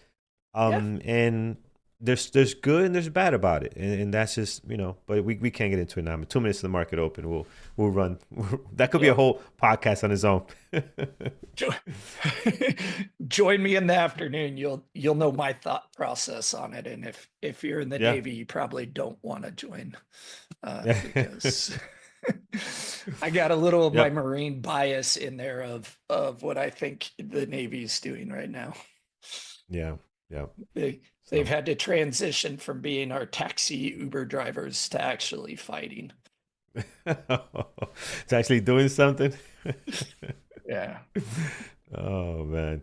They're at the point of friction now, not necessarily miles and miles away from it. Yeah. Unbiased ideology opposed to war. I mean, nobody likes war, but again, nobody likes war. Nobody likes the loss of life. It's the most precious thing we have is life, and when you are losing lives, it's just not good, right? So, but again, we can't get into it, man. We won't have time to do that now. Nope. We're about 30 seconds to the market open. The SPY is getting a nice little kind of push up into the open. We'll see if it continues or if it's going to pull back on us. So, Carlos, you need me to share a screen? You could, you could share a screen. You want to throw something on there? Yep. Yeah, that way you can just swing it over whenever you want to. Yeah. Awesome, man. Oh, well, the screen I want to share is this one. So and for everybody, I'm similar to John. I trade a high a day break if you're not familiar with me, but I tend to wait as much as possible to the first 5 minutes. So we are going to sit back and wait. All right, friends, see what we got here. Because that is probably the best thing to do right now. Sit back, especially and wait. with how choppy things have been, right? So, So NVIDIA got a pop up at the open. AMD's popping. Google's popping. Gonna get my market atlas up. Forgot to do that. Need that. Yeah. I really am being cautious about this big gap down in the market open and it just popping, right? Like I'm really afraid of this. Let's pop it and sell it today. So I want definite levels or ranges that the market finds in this first 5 minutes. Here's MU showing a little bit of strength right now, friends. Yeah. MU's got What a nice you took MU yesterday, man. What a monster it was. I mean, just unbelievable. So let's see what it does for us today. Those are the trades that I love, right? You get into it and it just goes and it goes and Yeah. it goes, and Yeah. you're set, right? Gets away from your entry point. You never really have to worry about it pulling back, and you just sit there and enjoy the ride. So Yep. the ones I hate are you get in and then it pulls back immediately against you, and now you're like, oh, what am I doing? Is this really what it is? This gonna go or is it not gonna go?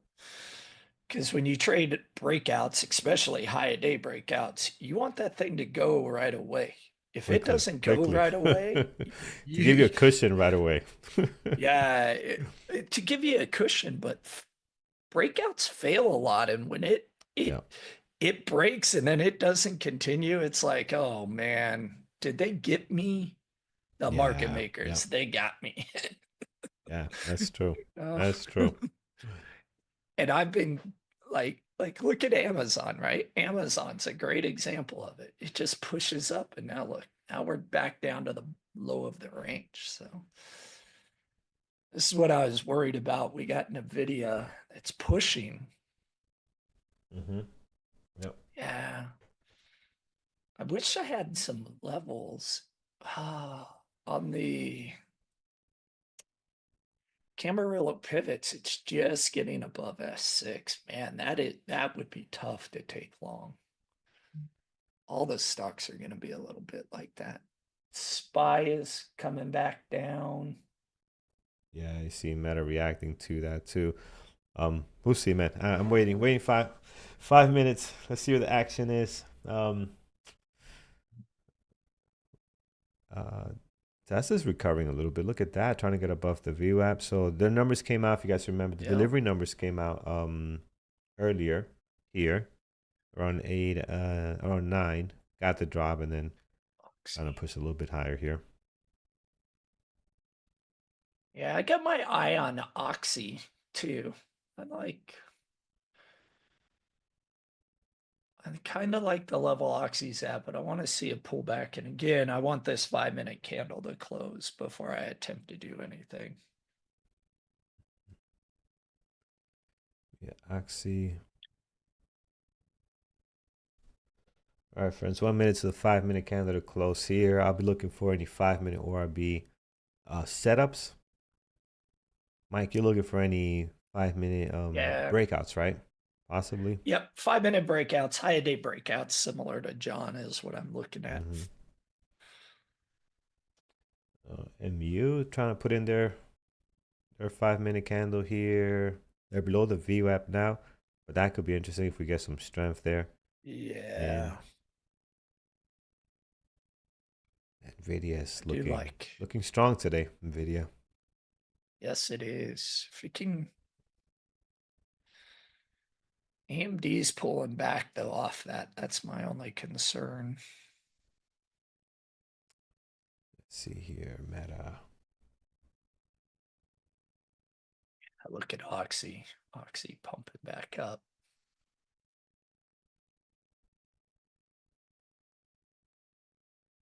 Oh wow, look at the rejection of Meta here.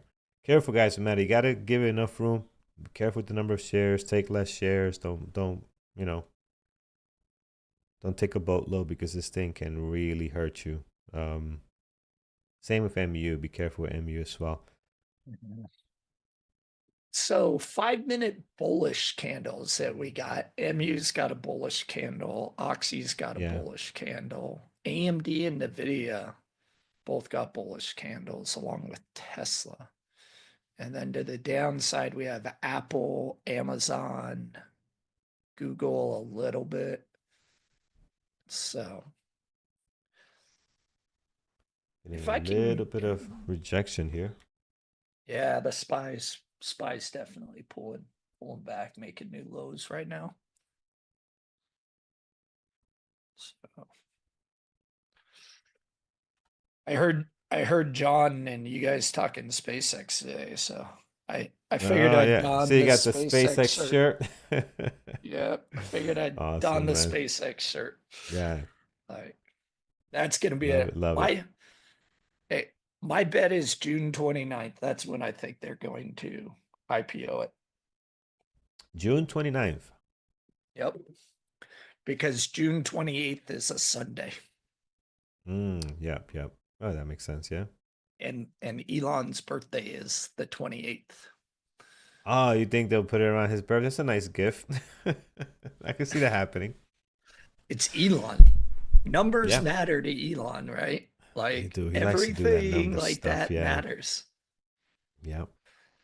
He likes 420. He likes the Model E, Y, X, S, right? Yeah. He He does like always that. playing with that stuff. So and filing puts him in the June area. So if I was in the poly market, I'd put some money on June 29th. Yeah. Yeah. That's my day. I did say the 28th, but then I figured out it was a Sunday. I was like, oh well, that ain't gonna work. Am I buying American Airlines? No, man. I missed. We didn't miss it. It didn't hit our entry. Originally I wanted 950. Then I'm like, you know what? Let's move it up to 10. So I got my orders in with Thinkorswim at 10. It went to 10.09 on this drop here. So I'm like, all right, 9 cents is nothing. But if I start doing that, right, I already moved it up 50 cents from what I wanted to get in 950. If I just start keep moving it up, next thing I'm going to be getting in at 11. And I just don't want to do that. So we leave it at 10. We either get it Yeah. or we miss it. Because I've already moved it up 50 cents, which I think is okay. It's reasonable. But next thing you know, I'm getting in at 12. Like, no, we're not doing that. So either come pick us up, we are in. And if not, then we'll miss it. There'll be another opportunity, right? This is not a must-take swing trade. So we'll see. We're looking good right now. Let's see if we can get down there.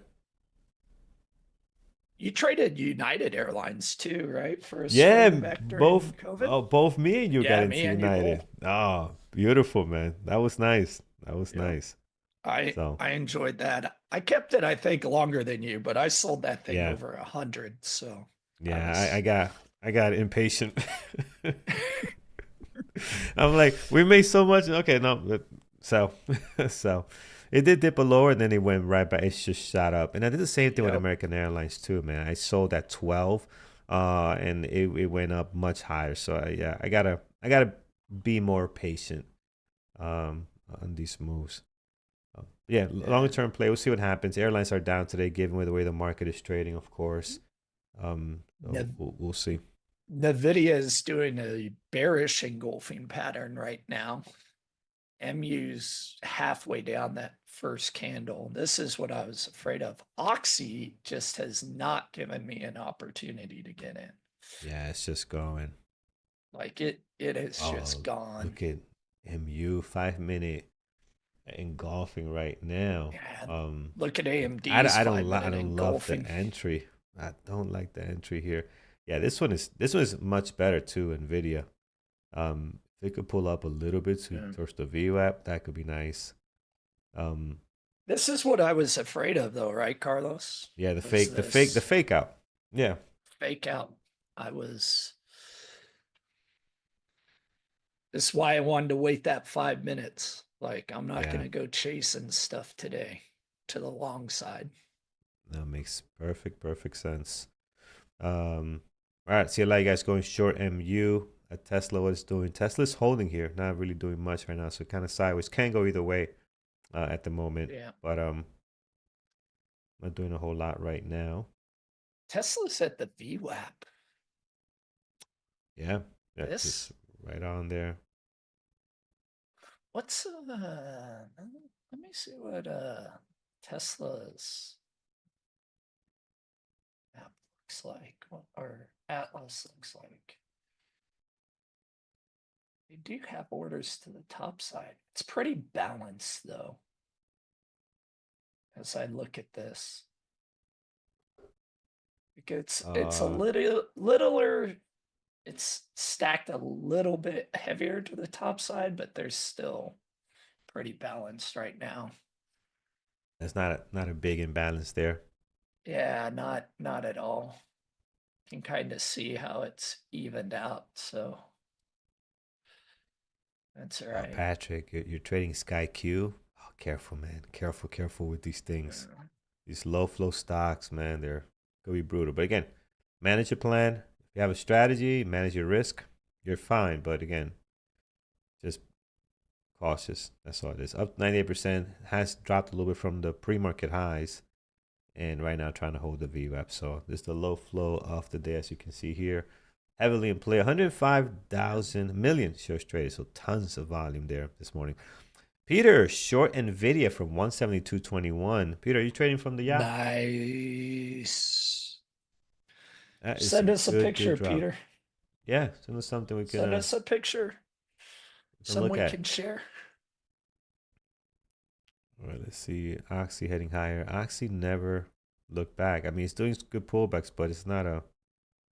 Yeah, Let's it get into just that one. I can't find an entry on it. Oh, I'm so For glad I my didn't. setup, right?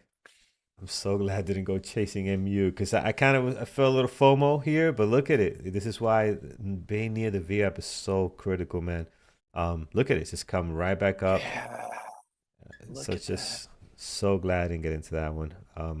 Meta, on the other hand, Choppy. not turning around. Has dropped here. Let's see if it turns around. But yeah, patience, my friends. We'll find something. We'll find something. Yep. I'll find something somewhere. Meta, Microsoft. Let's see some of your comments here. Let's see, SMCI. What we got? SMCI. Oh, I don't see anything for me on it. No, it just came up on my scanner. So I use the break of high a day scanner off trading terminal. So I look when it populates on days like this where I can't find anything off my initial watch list. I just start looking at what pops on the scanner. XOM's pulling back, which means Oxy might end up pulling back. Yeah. Here. Yeah, here we go. We're at 66 level on Oxy. Oh, the daily's not too bad. If we can get a pullback, if it can continue back down to 65.50, then get a nice punch up, maybe it would be something on XOM. Rocket Lab, why'd that populate?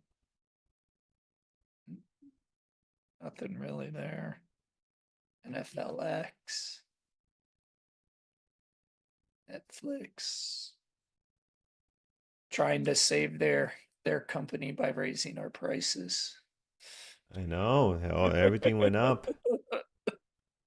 Everything went up. Which again, if you like the shows are there, which me and my wife, we like some of the stuff there. We're just gonna whatever. Maybe we're gonna notice it go up, but I'll tell you, I got the streaming services annoy the crap out of me. Because you got all these different ones, right? So it's like you're paying cable. But the one that I think I will never get rid of is Netflix. Yeah. Maybe Netflix it's pretty because solid. it's the first one, but I like the shows. They got decent movies. Yeah. We'll see. We'll see. And I heard an article too that sports fans are getting very, very upset at this whole streaming thing now. Yeah, it's out of control with the sports things. There's no question. Right. I dislike that, and I'm not a huge sports fan, so I can only imagine people that are. They got to go to 10 different streaming things to see their team. Come on, other sport. Yeah. That doesn't make any sense. And each one's got a different paywall, and then you're like, okay, which of the 15 different streaming apps are they playing on? Like the US played Portugal, and I had The only way that I could watch the game was on Peacock, but it was on Univision. I'm like, I just don't get it. It's a pain. It's a pain. Google's finding some support here at the VWAP. Yeah, I'm looking at MU trying to crack the VWAP. Tesla didn't move above the VWAP here. The only thing I don't like about MU is it's got a 200 right at 348 right now. I hate trading into the 200. Yeah. That's like my Meta death also level. coming back. That is a death level for me. Oh, XOM, look at that drop here. So Oxy must be dropping too. There we go. Oxy It's going the dropping other way. back to the VWAP. Yeah. SPY's pushing up, which is good. Oxy just hit my scanner. So we'll keep in a. Oh man, look, things are flying. MU, Metis at the VWAP. Tesla's probably gonna go as well. So everything just kind of following the overall market. Tesla was a good one. I didn't trust it going into these levels here. That could have been a good break. I was watching it, but I'm like, I don't know if I feel comfortable taking it for a VWAP breakout. And it's working out right now, at least. You at least got one R on it if you got in on that one. So you guys are shorting Nike. Is Nike lower? And Nike is getting hammered. So yeah, down again 2.5. So after a big drop yesterday, they're not feeling the love. So good job if you're shorting this back towards the lows here. Looking good. See if that can continue there. What I do like now about MU is it got above the 200. It's near 350. Now, if it can find support at the 200 on a pullback, yeah, that might be nice.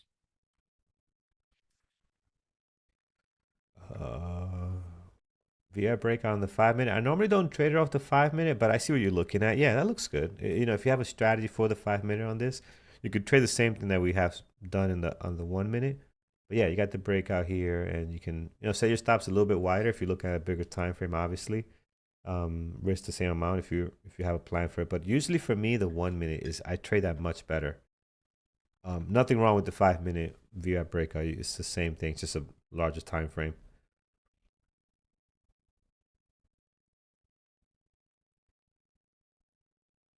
Meta, same thing, breaking out here. I'll be honest, man, there's something I just don't trust the continuation of this breakout. I have a gut feeling, and this is not factual. Right? I have a gut feeling that you are going to get me and go lower. Like, I don't trust the breakout. And it's because it's been happening so much in the first hour or so. I've been getting stopped out here and there, looking for these breakouts to take place. And so I'll admit I'm being extra cautious today. Going into the weekend, it's just, are you really breaking out, Tesla? Are you really going to do that? Meta, same thing. Are you really going to break out here? Or is the SPY going to sneeze and then everything come crashing down, right? So just being a little more cautious. We'll find something. But just want to be a bit more cautious, especially the first hour. First hour, things have been pretty choppy. And then we go on these beautiful runs, right, sometimes. So let's just be patient. I'm going to be patient at least on my end. Yep. All right, so we got above 350. Let's see if we get a pullback off at the MU now.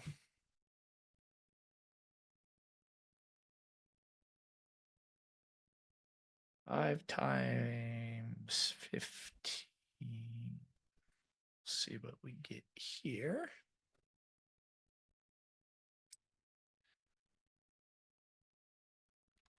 Oxy pullback. Google is... Where's Google at? Ooh. I might actually like Google for a short here.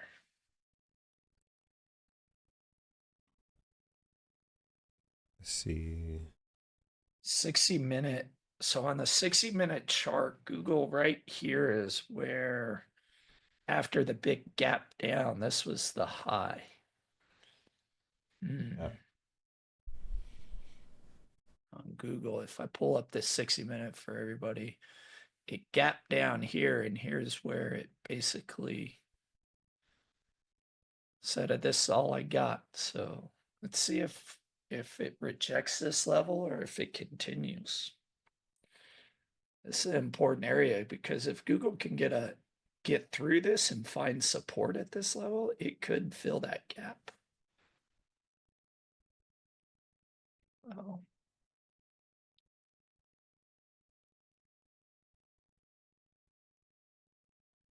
Gotta take a picture real quick.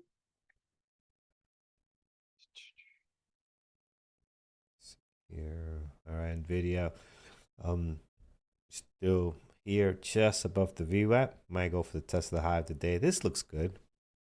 This looks interesting. Not jumping in yet, but I do like the way it's set up here. So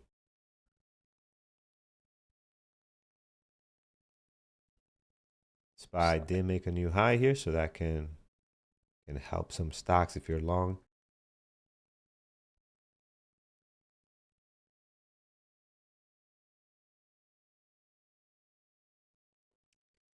Here's NVIDIA. Oh, look at him. You go, friends. Wow, that is nice. Sam, doing it again today. Another great blowout day. Sweet, sweet, sweet. Let's see what the chat's doing. Andrew's long. Let me get the banner for you guys here so you can see it. Andrew's long NVIDIA. Very nice. Oh, nice job, So Andrew. NVIDIA 172.40. So I think that's a great trade, man. I think NVIDIA wants to go. But again, here's MU and Meta just doing their thing. But MU is so good, man. It's been so nice. We're seeing it again here. Oh yeah. Another nice breakout on MU. Meta, same thing. Beautiful setup here. SPY's pushing higher, breaking out right now.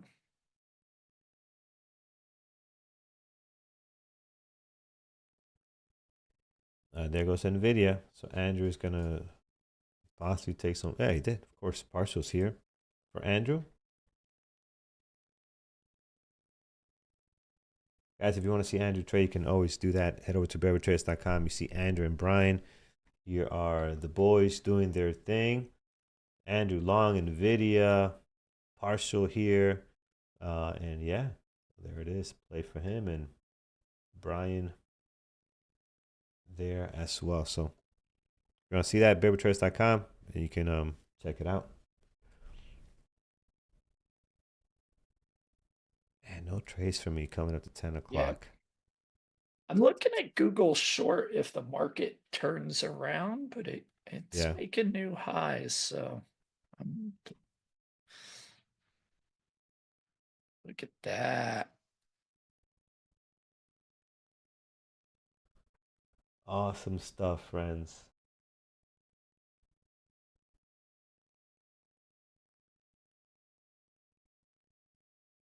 Awesome stuff.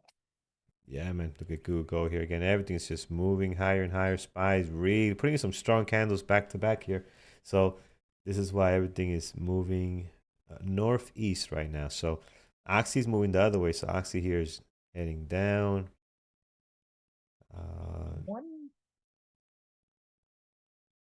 One thing to be aware of. Where's the SPY? Why is the SPY not coming up? The SPY is pushing up to that gap down spot. So that's what scares me on longs right now. I want to see a push through that gap down and see if we find support around there, kind of like what I was looking on Google, and see what we get out of this. Patience, Carlos, today. Thursday, it's a Friday. Don't want to spend a long weekend. Yes, pre-Friday, baby. Pre-Friday, but it's our Friday today. Yes, of course. Since we're off tomorrow. And yeah, this week has not been great for me too. So I don't want to just add on to the losses, right, were red this week, which is okay. We did reduce our risk for the last couple of days because we're taking more stabs, right? Like yesterday, we took 2 stabs at NVIDIA, Yeah. and the total loss was what I normally would lose on one trade. And I'm glad I did that because I know it's going to take a lot more trades to get the winners. So, especially for the breakout trades, they've been really, really tough to Yeah. get it together during this time of during this market condition, you know? What I've noticed with the breakout trades is you've had to get in earlier than you normally would. And because you're getting in earlier, you also increase your risk of it not breaking out. So Yeah, right. it's kind of those things that you have to play with, right? Like, are you willing to take a lower probability trade with the same amount of risk, or do you reduce that risk, right? To Right. kind of compensate for it. That's what's so important. I'm looking at Oxy here. I Sleep. like the drop, but we're not getting the deep enough pullback for the break. Like it's just dropping. So I would love for the retest of the VWAP, then the confirmation, but we're not getting it. It's just going. All right. MU slowing down its pace, so is Meta. Tesla as well. Let me guess. SPY is slowing down the pace too. It is a little bit, not too much though. Still pretty strong here. Yeah. Looks like it wants to go for a new high.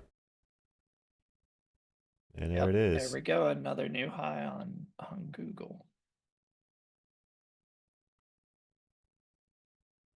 Tesla's SPY struggling went to for join. another high. Yeah. Tesla's struggling struggled. he's struggling to join the party, as everybody else is kind of going long here. It's not like they had positive news today anyway. AMD, another one that traded very nice today. NVIDIA making a new high. Look at this. Amazon I got too. Amazon recovered. Wow.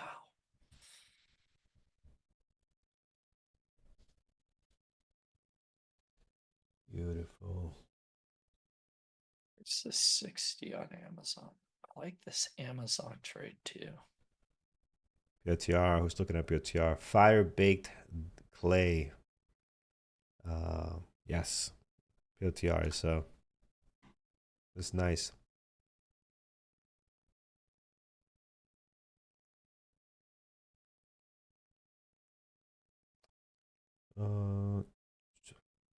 Caesar, are you giving us Apple? Let's take a look at Apple. Yeah, right at the VWAP. I don't love it. I'll be honest. I don't love it, but it is making our strategy here, right? It is making the VWAP strategy a pattern at least. So let's see. This here is too close to the VWAP for me. I'd rather have a clean break. Like this would be better if we get the pullback. We get the play here.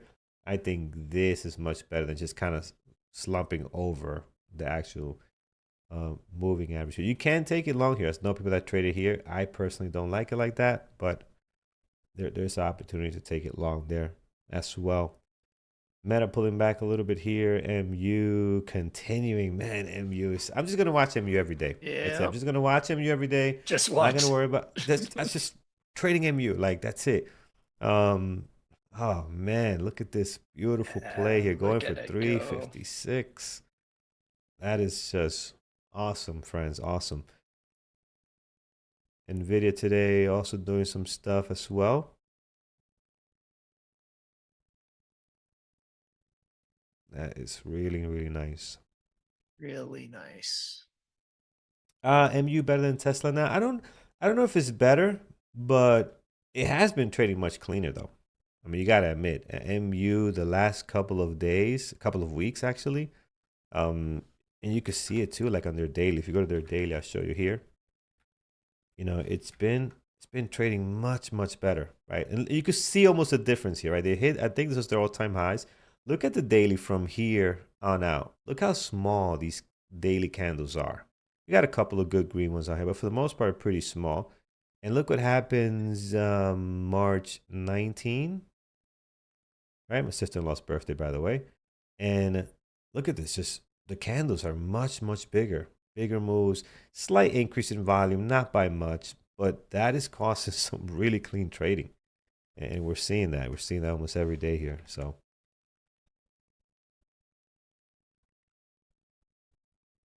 And the SPY is just nice recovery after.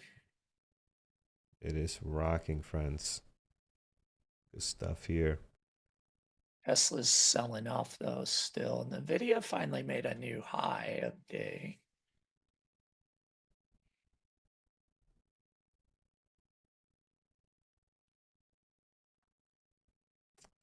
Amazon.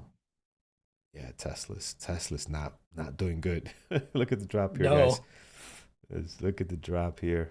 And it is definitely independent of the SPY. So Yeah. They had their delivery numbers that didn't meet expectations, and it's starting to play an effect on it, I guess. yeah.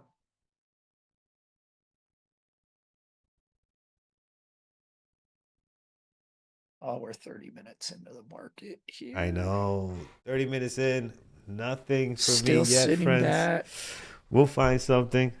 We'll find something.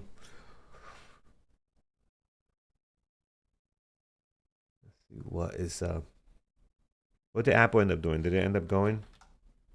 I know we're looking at Apple for the VWAP break. No, it's back failed. below. Yeah. Apple does that a lot, man. Apple comes to the VWAP and fails a lot. The few times that we've seen it, we taken trades on it. We'll take like one partial and then ride rack and break even, and then it falls apart. So, it can trend. And then usually when it trends very well, other stuff is just crushing it, right? So usually we will avoid day trading it for the most part. But yeah, nice rejection here right now. Nice rejection.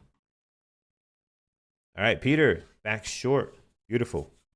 On Tesla. Very nice. Friends, if you haven't done so already, hit that thumbs up over on YouTube. Really appreciate it. I'm going to hit it myself. There it is. It does help out the channel a ton, so I appreciate you guys doing that. And again, I appreciate you guys also just being here with us, being live and tuning in. So thank you so much for that. 252 likes. Our goal is 400. If we can get there on this Friday like day, that'll be awesome. Thank you guys. Yeah. And big thumbs up for Mike. Mike joining here covering, and also for John covering as well. So we appreciate you guys, man. So thank you. Yeah, absolutely. It's actually nice being up in the morning, even though it was ironic. I got the probably 40 minutes before I was supposed to come here, the fire alarm in our building started going off, saying there is a potential hazard, or what was it? It was an incident has been reported. Please move to the stairwell and stand by for further instructions. And it just kept going and going. I'm like, We have the only story, me and Peter, about fire alarms and Andrew. I mean, I've been together with you guys, what, 9 years? 9 years. Yeah, 9 years we've been doing this. And man, the amount of stories that we just compile over time, that there's just, we could write a book of all the hilarious moments that we've had. So we had this meeting set up for 7 o'clock our time, 7 a.m. Eastern time. That's early for Andrew. Andrew's like, I'm going to join you guys. I'll be there. I'm like, I tell Peter, what's the over and under? He's actually going to show up at 7 a.m. because it's early. It's early for him. That's like, what, 5? No. What would that be? 7 a.m.?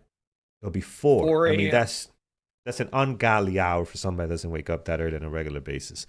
And we here it is, 7 a.m. Me and Peter are logging in. And we're just sitting there waiting for Andrew. A minute later, Andrew comes on. He has no shirt on. He's all frantic. He's like, I'm here, guys. Yeah, I didn't forget about your meeting. And then he's like, he's rushing to get out the apartment. He's like, out of his condo, whatever. He's like, yeah, it's a fire alarm. There's a test. I'm like, dude, there's no test at 4 a.m. in the morning. Nobody's doing a fire drill at 4 a.m. in the morning. No, not at 4 in the morning. No. And So it was the most residents hilarious would thing. revolt. Oh my goodness, forget about it. So yeah, so then he walks out. He walks out the building and goes into the office or whatever. But yeah, it was the funniest thing. Everybody was safe, no big issue. But yeah, it's no fire drill at 4 a.m. Oh boy, Google, good I times, think good may end up times. filling that gap. Google might. It definitely got above that level, and Let me see here. it never came back and tested that pre-market, and it's going. So, man, Wow, no opportunities today. that is What just the heck? Look at that is MU just too. gone, man. Yeah, that is just gone. MU. Same thing, gone. Look at that pushing through. Wow, this is Amazon, everything just got a bump. yep. Everything going AMD. higher.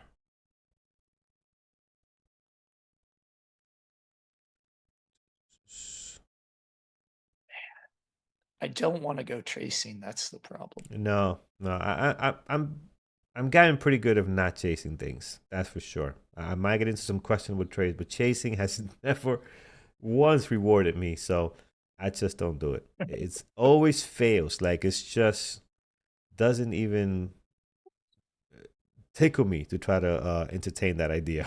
It always burns me. So Anymore. no, not anymore. Yeah. Every time I try it, burn. I just don't do it. Just don't do it.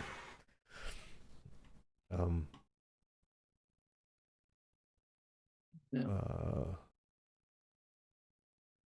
AMD also pushing higher. Oxy like- really selling off. Yeah, and now that I look at it, a lot of stuff just didn't give us opportunity for the. If you're looking for like a VR breakout, guys, like look at AMD. There's no pullback. Here's a beautiful breakout, never pulls back. This is a 1 minute, so there's no chance here unless you're getting in. Andrew usually gets in like here, right? He'll get that breakout on the push up. That's his style. That's what worked out very great today. But there's no pullback here, so you're not getting in that one. MU, same thing. Look at the breakout here. That's a little pullback. Yes, too far out for me, and then look at it go. So there was not any good VR breakout. So that just doesn't work. Meta might have been the one that had probably the best possible entry was here. Yeah, Meta could have been it. All right, let's see It's the Tesla at the 30 VWAP. minute look like. Yeah, Mhm. Tesla's at the VWAP again. Yeah.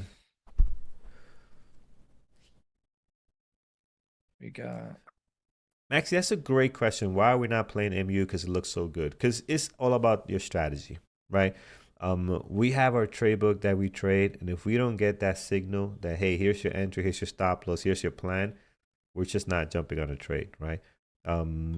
Doesn't matter how good it looks after the fact. If I don't get my invite to come into this party, I'm not going. I'm not being that fool that just shows up and then looks, like, hey, what you doing here? We didn't invite you, I want to get my invite off my trade book. Say, hey, man, you're welcome to join this party if you like here. So it all comes down to that, because over time, that's what's going to help you not get into trades that you shouldn't be in. You got to have a trade book. You got to have clear entry criterias, and sometimes you're gonna miss them. You're not gonna be invited to every party. So that's just a fact. And we don't have to be in every single trade either.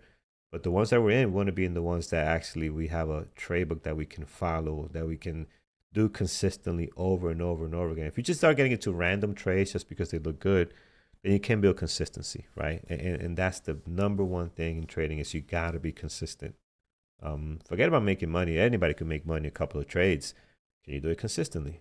Can you do it over and over and over again, right? Yep. Over a large period of time. Like you mentioned, Mike, you're a 90-day trader. That's what you gotta look at it. Yep. Look at it in a bigger picture, 90 days. So Yeah, the reason I'm not in MU, and I can tell you exactly why, is because the high a day at 947 or 948, 947 is when it broke it. is right into the 200. And I can tell you 9 times out of 10, when I trade a high a day break right at that 200 there, it fails. What I want to see is what it did as it punched through, but then I want to see it touch it again on the 1 minute. And it never quite touched it. It just kind of set and then it went again. And then at that point it was gone. And now I can't get a good risk to reward of where I wanted. So that's why I'm not in MU. And then here and here's where we go, right, to why we should follow our trade book. I do have failed breakouts and a big short strategy off of a seller that I'm doing a webinar later this month on.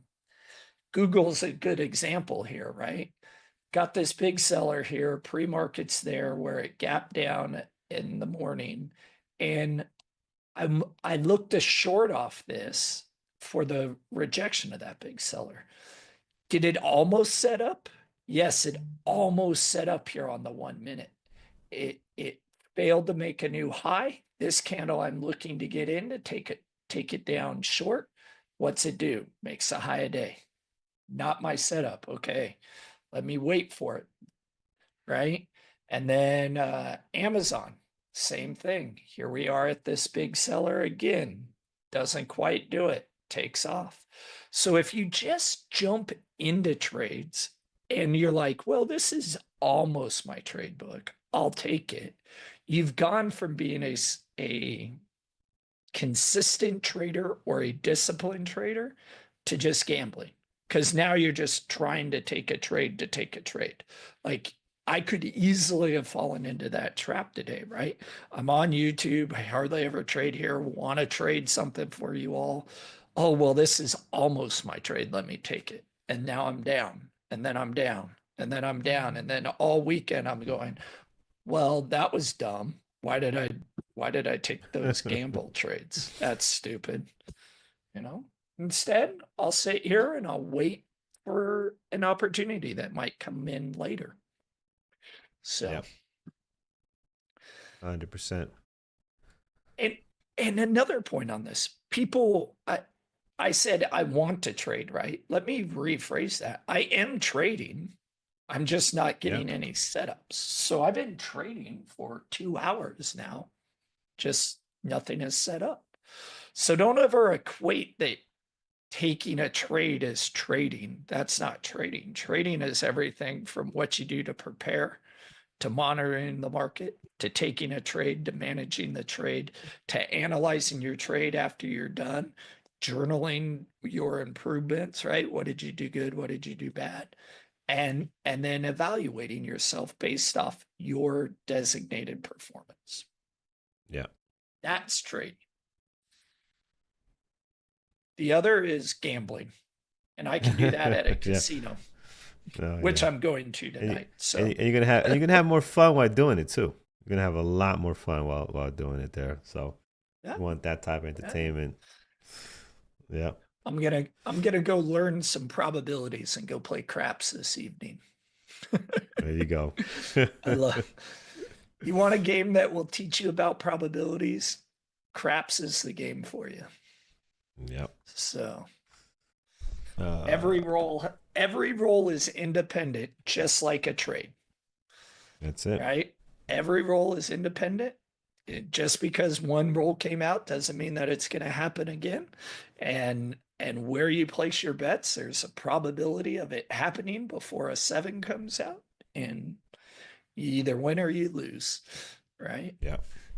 The only problem there is you don't control the edge. The edge, the casino has it, right? Yeah. So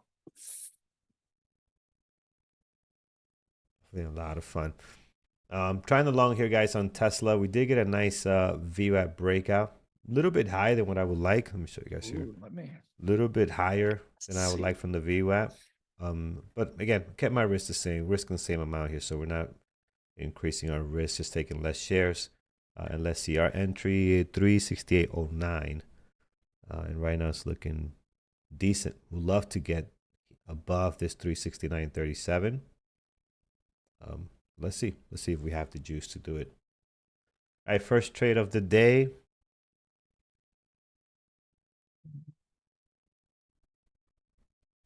I may end up. I like this MU. How's MU doing? MU is man, what a monster MU. But see the difference here. We didn't get that pullback like we did on Tesla.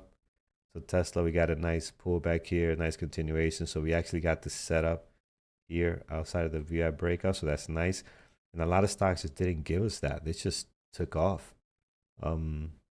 Oxy going lower, making a new low there. Meta, Meta. Beautiful. MU, beautiful as well. Both of those two. Tesla, can you be beautiful today for me too? Can you try to get up to 370? Let's see. Who wants to do it? Got here. I may try MU here as well, just because it's finding some support off of that. Only thing I don't like is the SPY's not continuing. We got some rising volume. It tried 360. Yeah. So I do have, if I get into this, my stop would be below the pre-market low, a close below the pre-market low, or a flush. Let's go, Tesla. Let's go before the SPY decides it wants to go south. Push up. Keep going. Don't stop. Don't stop. Don't stop. Give us a little bit more. Okay, it's trying. Okay, there you go. SPY's moving higher. That should help Tesla a little bit.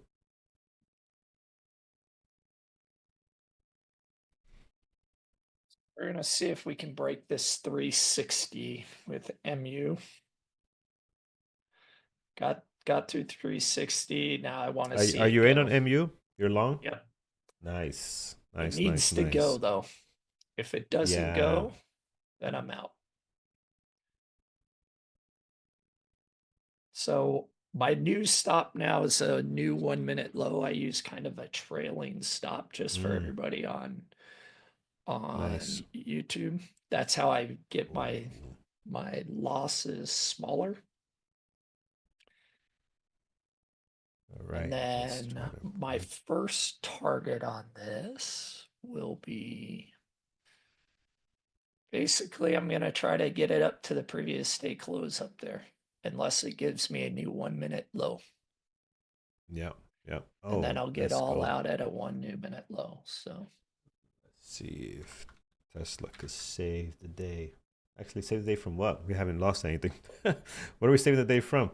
We haven't taken any trade. Let's just see if Tesla could make the day. That's probably better. So now I'm in a risk-free trade. The next 1 minute candle closed.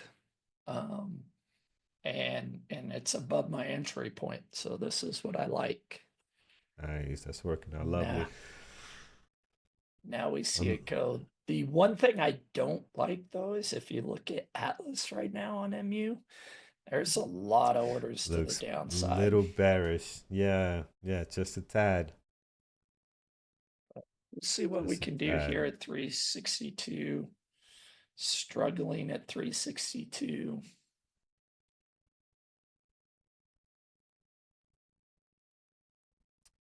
Tesla, a little bit of a pullback here, struggling to stay above that 369.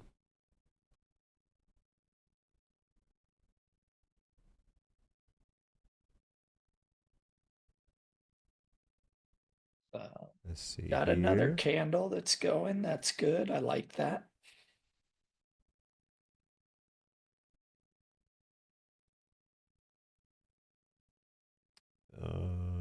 Oh, I need to put this down at a 5 minute. 5 minute. All right, here it is. We might get our first partial at 370, friends. 370. This will be our first partial off here on Tesla if we can get it. But we are just struggling to make a new high. And just like MU, man, Tesla has more pressure to the bottom on Atlas. So this move might be short-lived. Hopefully not. I mean, but if you look at Atlas here on Tesla, I can show you. it just looks heavier to the downside, much heavier. MU's got an order now up at 365, which I like. But yeah, all out.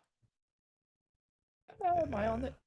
Yep, I'm all out. New 1 minute low. Couldn't get to that new 5 minute candle after the entry. But if you look at the 5 minute too, 5 minute, you see that 200.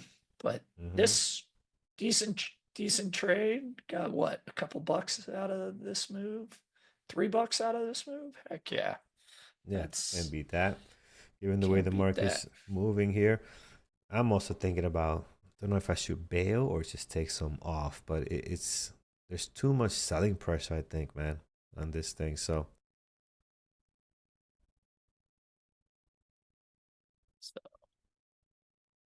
I am good with that setup. That is not. all right, SPY's moving higher. Come on, Tesla, follow the SPY. Give us 370. Make us happy. Make us happy. Carlos 370. Come on. Give me 370. Let's get at least something out of this. But it is struggling so bad here. And Atlas is just not really in my favor. I'm looking at Atlas, guys, here on the other screen. And there's just, even though we're moving higher, there's a lot of bids down there. And that does not help my cause at all. So, that's one pretty thing balanced out. Yeah.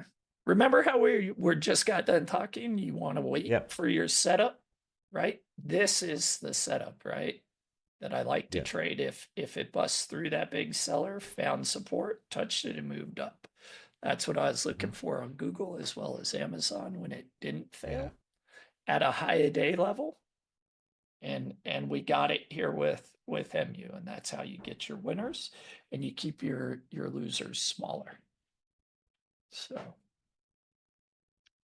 that's what the game's about, right? You hear that all the time. That's it, man. Yep. Cut your losses and hold on to your winners. And I am holding on as much as I can, but my fingers are itching. Trigger fingers itching, friends. But SPY's moving, but Tesla's not reacting. I mean, SPY just made a new high just 2 minutes ago, and Tesla's not budging, so that's not a good sign. It's not a good sign. So let's see if the SPY can do another high and help us move higher here. Great. And on top of that, Tesla's not like they have great news this morning, so that's not helping them either. Yeah, we're just really struggling at this level here. 369.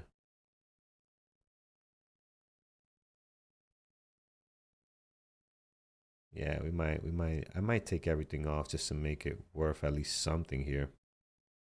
Yeah, I'm getting out. Yep. We're getting out what we made on that. Almost nothing. Yeah, that sucks. It did drop here, but I did get all out. We made like what, $20? Come on, man. Could do better than that.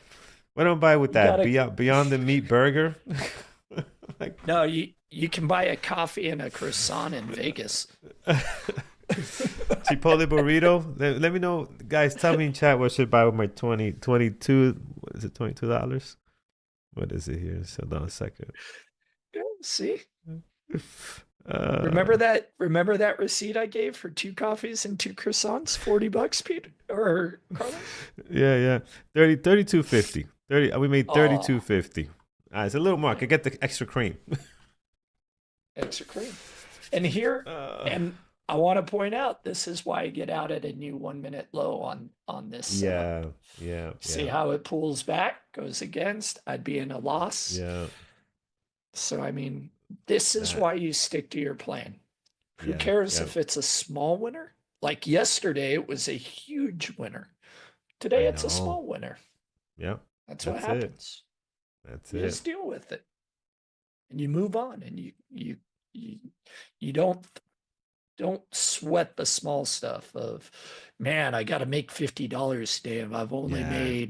I've only made 49. I need to try another one, and then you're down 200 because you wanted to make an extra $1. Yeah, exactly. No, don't do that. Don't do that. Take what the market gives you. Take what the market gives you. Yep. Go get me some Lambo Hot Wheels. I'll probably get like 2. You can buy a McLaren. Oh, yeah. You can buy a McLaren Hot There Wheel you go. toy. And not the special edition one, the regular one off the Walgreens rack there. Yep. Oh my goodness. All right, let's see what else is out here, friends. Meta sideways, MU diving down here, so it's kind of turning around a little bit. Amazon. Oxy was a beautiful drop here, friends. Yeah, I'm not gonna spend it on one place, Frank, for sure. Definitely not gonna do that. Google dropping here. XOM, not much.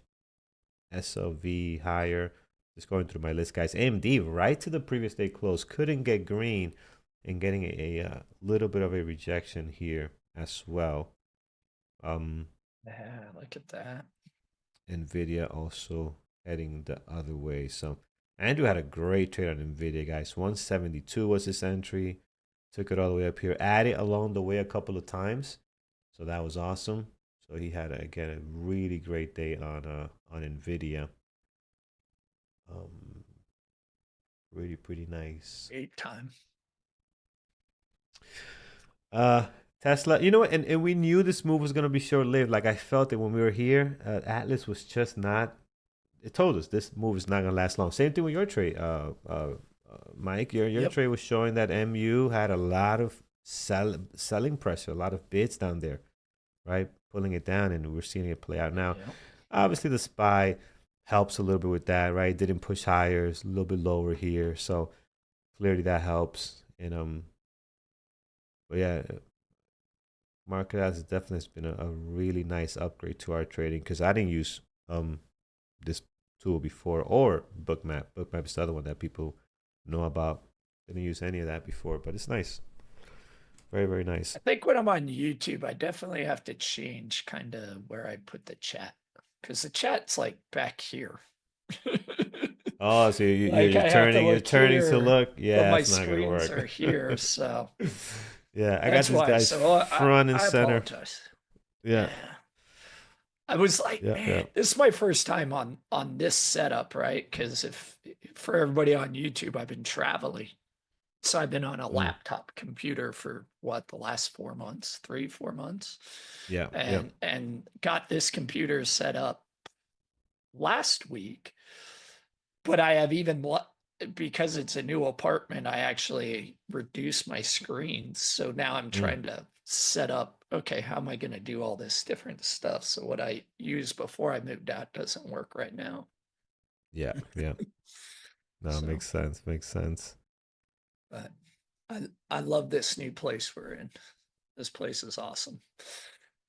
Sweet, man. Sweet, sweet, sweet. Yeah, look at that pullback to MU. Right down to, I think it's going to try to push to 355. That's where I think it's going. Yeah, see, good thing you got out, Carlos, out of Tesla. Yeah, Look at that. get out, man. Look at that. Might actually be a good short if it continues. See if the breakout happens here. But yeah, get out, man. Get out. You can always get back in. There's Yeah. no question. Always get back in. But yeah, I did move. Always get I back. did move the chat right front and center. So because I was doing the same thing, Mike. I was looking to the side like this. I'm like, that's not gonna work. I want to keep Yeah. chatting with the people here. So Yeah, that's what I was like. Why do I keep looking back? I'm like, yeah, let yep. me just move over here. I'll figure out how to. I'll save a desktop layout where I can put it in here for the next time I'm here. Yeah, yep. NVIDIA's now back at initial high of day. It is. Okay. I see what you're saying. Wait, how is it back when it's? I see what you're saying. Like it's back in the area of the first high of day, like in here or maybe here. Both of these were high of day at some point. Oh, I'm not showing the right charts here. Both were high of day at some point here. I agree. Yeah, pulling back. Ben Paris is is going to a work meeting. That's great. Love it, man. Love it. He's like, I'll be right back at a work meeting. Reminds me of me when I was trading back 2017. When I started to learn how to trade back in 2017, same thing. I'm like, all right, let me come back to the chat room after I get this meeting out the way. But awesome, man. Or That is me. awesome. I would shut my Oh, yeah. office door and I would trade. Yeah, And then yeah. then at 7:30 I would open it and then I'd work. And then when it was lunchtime, I'd shut the door Yeah, and yeah. then go watch Peter at the close. Oh, man. Oh, those were great times. Beautiful times, Uh, beautiful times. Love but it, love it. You were at my office. That was like Yeah, my yeah. home away from home. That was your home. I remember you should travel like every Sunday or Monday morning or Sunday night, I think it was. Stay there for the week. Yeah, I remember that. Sunday night, I would travel down on the train and then I'd get in at like midnight there. I'd go to sleep and then I'd start trading the next day. And then I'd work all the way through Friday afternoon. And at 10 o'clock in the morning, I'd be like, if I didn't have any meetings in the afternoon, I'd be like, out. I'm going to catch the 12 o'clock train. And you're like, man, you left early? I'm like, heck yeah, pizza port. Had pizza, salad, and beer for like $7 back then. Can't beat that. And I just sit there and eat pizza, eat salad, and drink beer before I got on the train for the ride home. Yeah, that's awesome, man. Yeah. Fun while I did it. I would never do it again. Glad I have a different profession now. NVIDIA pulling back. Look at the SPY making new highs again. It's just gonna be interesting to see how this thing all ends up today. Yeah. This is wow. This is awesome. Here it is. What a great day. I think I got these here. Let's see if I could bring this bigger. Oh yeah, there you go. Pictures of the office. Where's my monitor? And right behind us, Carlos, that's where I would trade. I didn't have my computer because that was the retirement day, but yeah, that was where my computer was. And then you see the desk in front is where I would work. Yeah. I can't find the button to make this big. Here. So I gotta click on it. All right, so it is this one here. Yeah, this is the office right there. Look at that. Yeah. This was your last day. You were packing, I think it was. Yep. That was my last day. That was retirement day, and I was out. Yeah. So, yeah, man, nice. That was a great day. Yeah, I will always remember that day. I love that day. I love beautiful. I love the sunny Marine day. Corps. Yeah, it was great. The ceremony was nice, man. When I was there, the ceremony was really nice. Like, it was nice to see. I got tons of pictures of it. I don't have them all here, but the ceremony itself was awesome, man. If you haven't seen one of these, if you have family members and you get a chance to go, definitely go check it out. It's worth going to at least one, right? Oh yeah, 100%. Yeah, that was me talking. Yeah, that was awesome. I love that thing. Yep. I love San Diego, man. San Diego, the weather is beautiful. I think that if it was not so far out, definitely a place where I would like to visit again. But San Diego is nice. All right, let's get this out of the way. If the market was on West Coast time, I'd be all for it. Yeah, I don't know about that. Yeah, that early wake up. Yeah, too early. No. And I like to be up before the market opens, to kind of get the day started. So yeah, way too early. Yeah, I do like that. Who just said that? Marty. Yeah, the support at 355. It cleared those orders and it's pushing back up. So just be very cautious that you get the right setup if you're taking it long. Because there were some orders to the downside on it for a while, but I do like it. NVIDIA is looking good. I like the way your Atlas looks, man. Mine doesn't look like that. Are you using the app or the browser? I'm using Edge's browser. You I've are found that I okay. like Atlas on Edge. I don't like it on But Chrome. I'm using the same one. I'm using Edge. So I don't know why. What is your level set at? Uh, it's automatic. Like when you change it, it just goes to different levels. But maybe I have it No, at but I 50 right mean, now. see, that's why. So this is what I have found. This is my own personal preference. Mm-hmm. So whenever I load it, I go to where, see how it says 25 levels? Yeah. And then I just scroll up one to drop it to 10 levels. And it just gives me like the right amount of bubbles, right amount of bid ask. Yeah. I like that. That's what I like. Yeah. So I do that every day. SPY is breaking out, everybody. No idea if news or Mm-hmm. anything came out. I see that AMD is pushing higher. Oh, Everything is Fed Logan says supported Fed holding steady at recent FOMC meeting. So Fed speakers talking today. mm, So XOM dropping. Ooh, yeah, there went guys, see some NVDA. action. Wow, look at everything. Wow, look at the SPY. Woo. Hey, my goodness.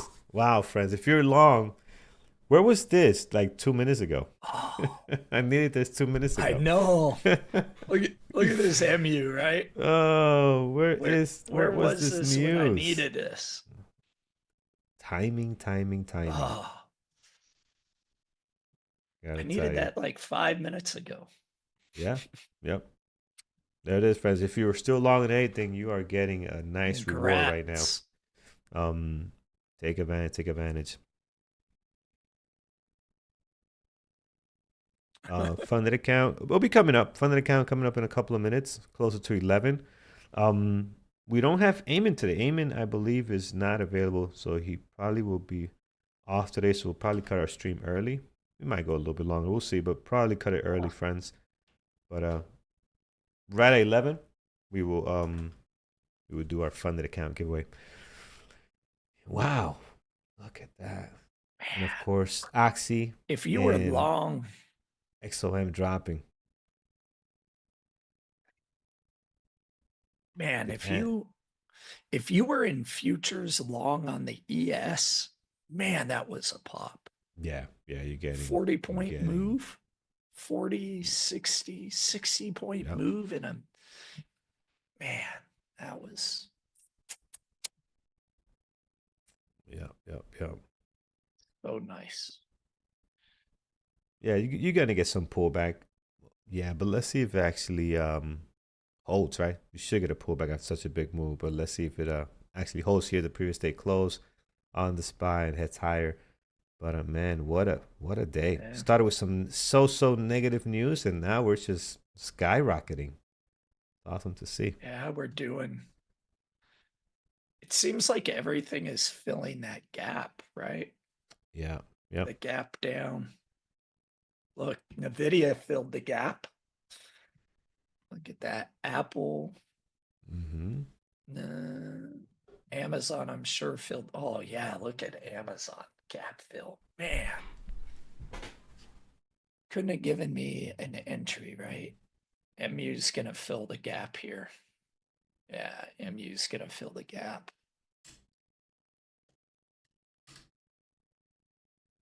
I bet Google filled the gap as well. Yep, Google filled that gap. Man. Gap fill day. That's what it was today. That's awesome, man. Good day, even though it did not seem to be one.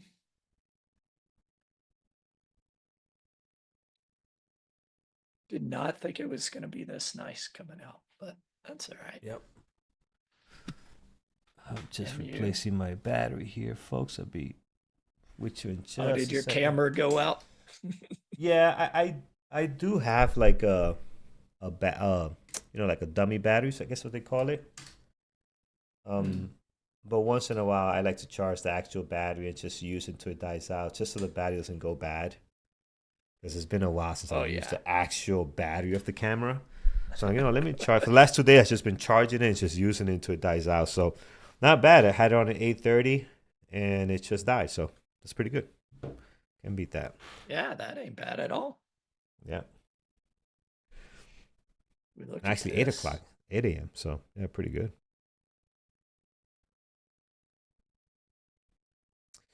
All right, let's see if it's going to hold here.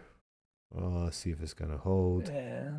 SKYQs, everything kind of coming back off those previous day close. Off there, but.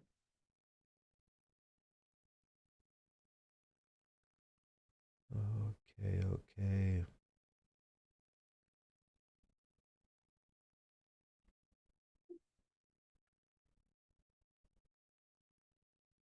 Okay, so level 10. Yeah, that looks much better. I like that.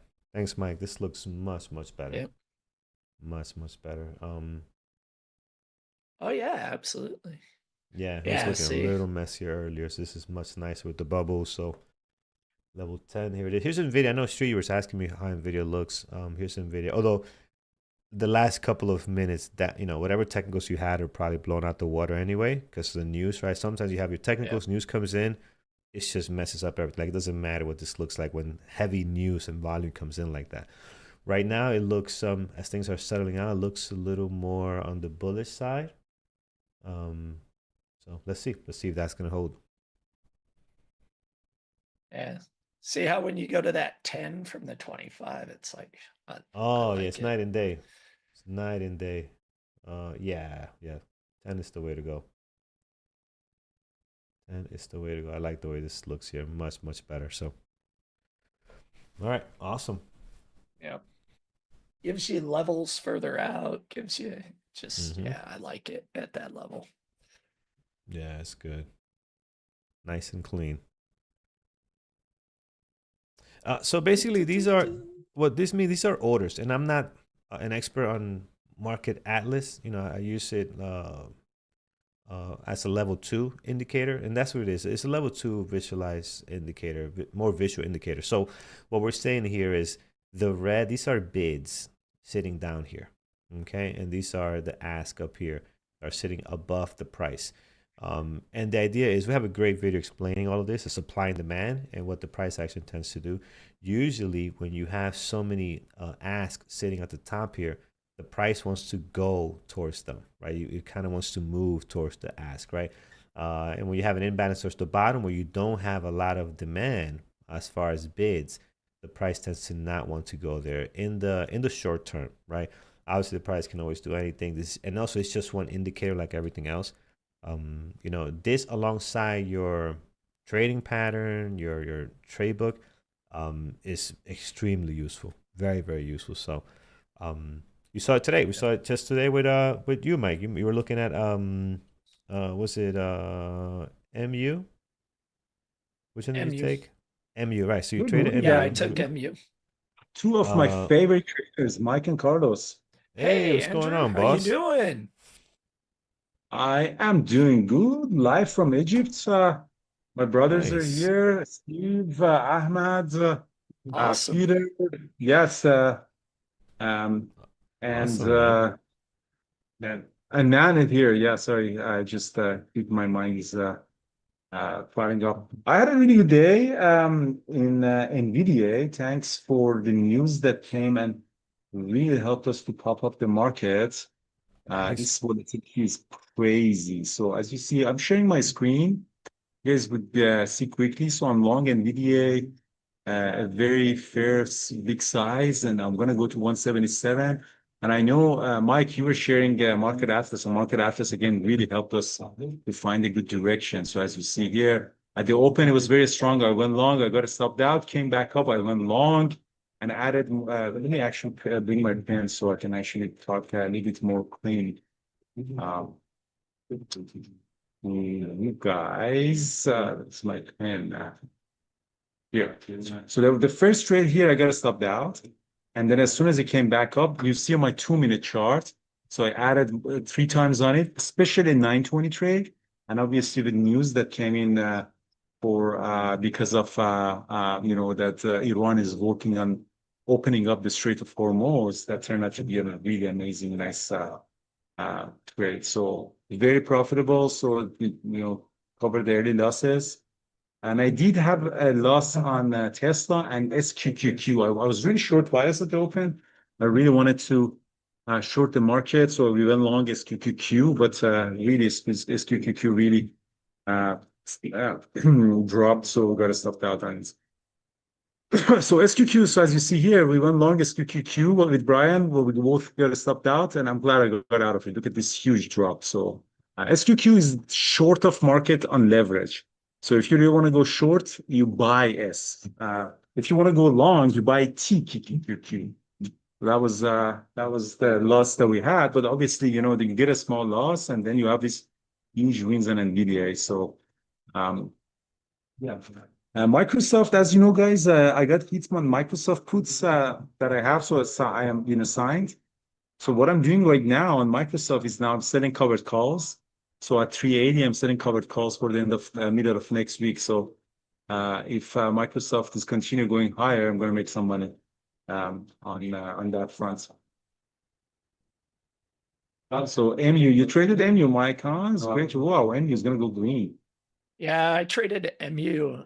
Unfortunately, I got into it a little bit earlier than the news. I would have liked to have been in with that news, but I got a good $3-4 move on it with a nice tight stop loss. So had to be very patient today because I think I was like you, right, Andrew?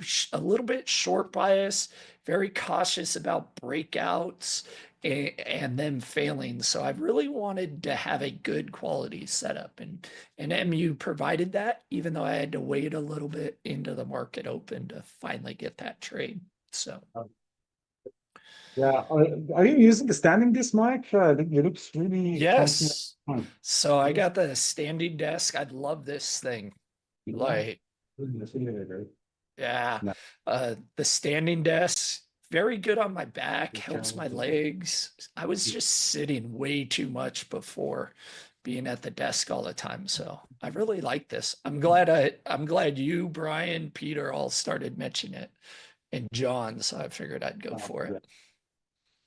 Oh, I love that. I love that. Honestly, right now I don't have the standing desk. I'm sitting in the desk and I'm really uncomfortable. And when I'm starting running, I feel that my back, muscles, feels like it's struggling. So standing desk is really, really good. Yeah, I really like it. So yeah, John today was over. He's trading with our P Capital traders today, the final day of it. So nice. Yeah, that's amazing. Well, thank you so much, guys, for supporting. I see 339 likes. Let's make it to 400 likes because of Mike and Good Friday. So we have the Good Friday. So give it a like. Carlos, are you going to do the draw for the funded account soon today as well? Yep, every day. We'll do it again in a few minutes. Oh, that would be amazing.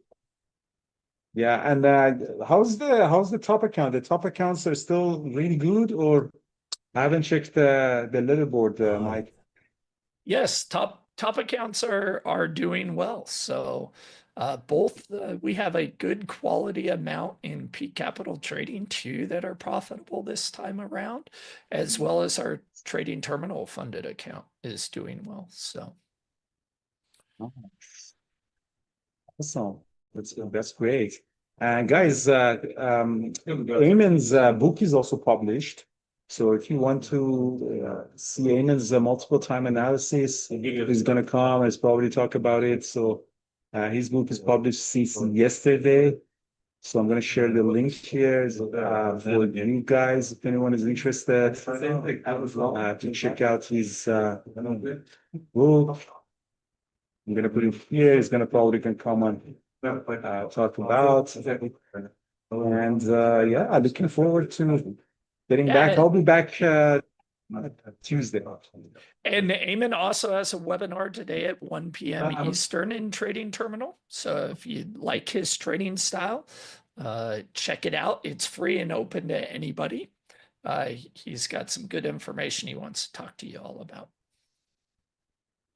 That's all right. Yeah, you've been in military, you served in Middle East. What do you think the war is going to be in the next 2 weeks? What's your estimate? What's your understanding of it? I, my understanding, and I think the problem that the US currently has is the Strait of Hormuz. And it's not from a perspective of it's causing the US problems, it's causing our allies problems. And that's why you see Spain, Italy trying to distance themselves. Like, hey, we're not a part of this. Let our oil through, right? Like they're probably having backdoor channels saying, hey, we need this stuff.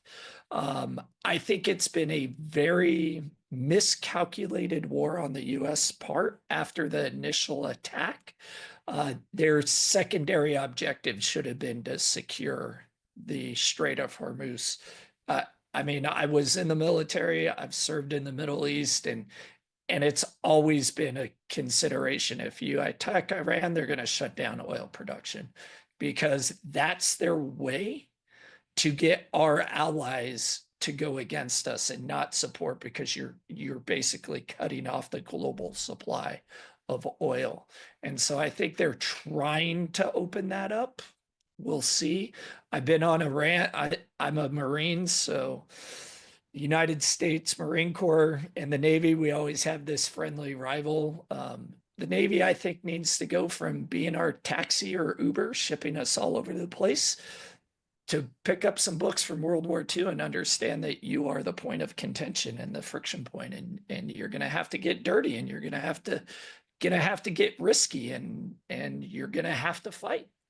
And I don't think right now that they are willing to do that. And that's why the strait's closed. So I have a question for you, Mike. You've been again serving in the Middle East. How come in Libya in 2011 the NATO joined, but this time, which is a more serious threat to the world, NATO doesn't want? Is it because NATO is extremely weak and Europeans are under pressure from Ukraine war and they don't have any resources or economic capability, or it's just because President Obama did a better job at convincing the world to join in Libya, and President Trump and Israel didn't do as much of a good job to convince the world about the threats of Iran? yeah, I think NATO in Europe are hesitant because they weren't informed of what was going on. I think they had some idea, but I think the US and Israel did this on their own without really consulting what the repercussions of Europe would be. And so they are like, okay, you started it, you finish it. We're going to kind of sit back here. Nothing in NATO alliance says if you attack someplace that we have to support you. So we're just going to sit back. We're going to see kind of how this is about. I heard, Mike, that is because of the possibility of leaks, because the supreme leader and its defense area was so sophisticated that you need a very short period of time. If it leaks, like even if after the planes took off, with the cyber, CIA gave them the time. Okay, this is the time. You don't get a lot of chance. This is a meeting, and they had to stop the communication for 2 hours so the radar don't catch it. Otherwise, they really go down into the bunker. So it was so sophisticated. And that's why even the Congress wasn't really informed, because it's just the potential leaks. And and I think that's a part of it. Like why everybody asks, why did the US do it? I think there was a couple. One, Iran, right? It's been documented now. Hey, Iran saying, hey, we're going to get nuclear weapons. And the US has always been opposed to that. But then Iran didn't think that we would do anything. And they brought all their leadership into one consolidated area. Like it was just the most beneficial opportunity to strike. And like you just said, Andrew, you can't let that leak, and you just got to do it. And they did it, and they then kind of have been able, or have had to deal with the repercussions with NATO and allies with it. But that's why I say I think taking that strike, yeah, they made the calculated decision. It was there, but then I think they really failed in understanding the impact that not securing the strait would have. Yeah, that's very interesting that you're saying. It's fascinating. Thanks for sharing that. Again, we don't want to have a political conversation.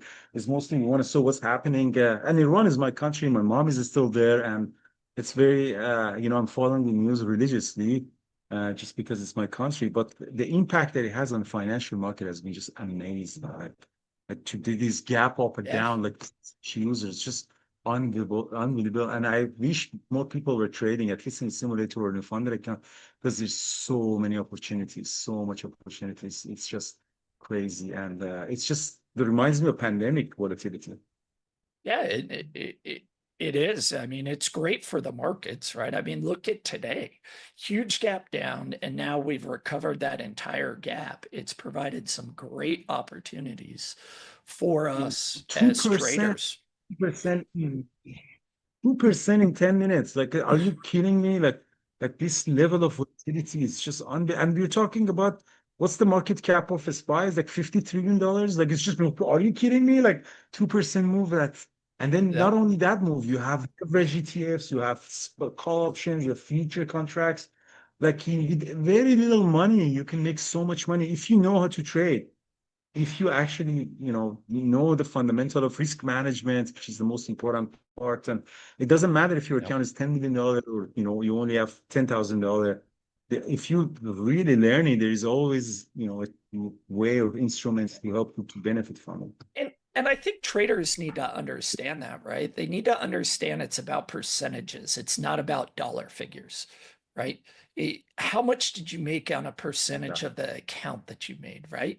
Because although, Andrew, you make a ton of money in a day, right? But what's that percentage to your overall account?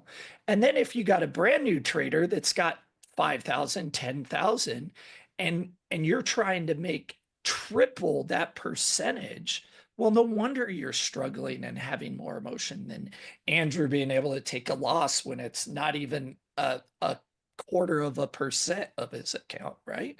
Well, it'd be like you taking a loss of 25 cents. Yeah. Like you don't care about it, right? It's like, yeah, whatever, move on to the next thing. Yeah, So yeah.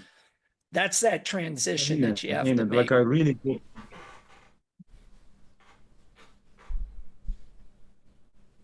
So yeah, that's exactly what I was hoping. I have a little bit of a delay from my internet, so sorry if I stop you or something. Would Oh, be a no little bit problem. of a weird. I'm thinking, but the percentage is really important because what you're seeing in my account, like when I say, oh, I made $10,000 or I made $5,000 or something like that. These are all really relevant because uh, my account size is bigger than you. Like if I want to share you, for example, the positions that I have. It's just like 100 contracts of Microsoft means 10,000 shares of Microsoft that right now I have at 307. That's $3.7 million nominal value. Obviously, I'm using margin. Like I get a 2-to-1 margin overnight. So with an account of $10 million overnight, I can have up to $20 million. Not everybody has it. That's why there's not really no point of me showing up. Look at that, how much I made. It's just, okay, what's the percentage of your account size? And that's the correct way of looking at it. Yeah, like Yoshi, I'll say Yoshi, I can't get the whole name, but yeah, 0.9%. That's an awesome return on a day on an account, right? Well, now it's also about, hey, how much are you willing to lose on a day in that account? As long as you keep that under that, I think you're in there, right? So Absolutely. All right, guys, give it we are at 396 likes, so give 4 more likes for Mike, who spent some really good time, spending time with us. Thank you so much. And I absolutely. think, yeah, Ayman is joining us shortly. Maybe Carlos, you want to do the funder account free Yep. to members of Lambo and Garbage Truck? Yep, let's do that. Let's do it now. Let me set it up. Yeah, So Ayman is joining us. hashtag funded friends gets you in there. Let me just turn it on here. And there it is. It's on. Okay. Let's do it. So hashtag funded friends. To to be part of the giveaway. And there it is. And I think Eamon today can't make it. I think he has something going on, so he's not available. So we might cut the stream a little bit early today, guys, as we go into the holiday weekend. So Oh yeah, you're right. Amen is having a webinar during 2 hours, so you guys can actually join his webinar at Trading Terminal. And yeah, what was the link of that one? Leveltraders.com/trading terminal. What was the link for Trading Terminal?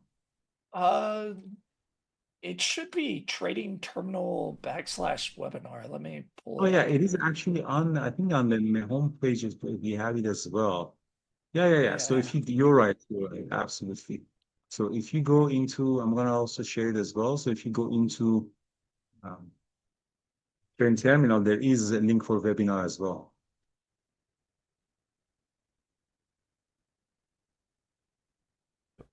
there it is.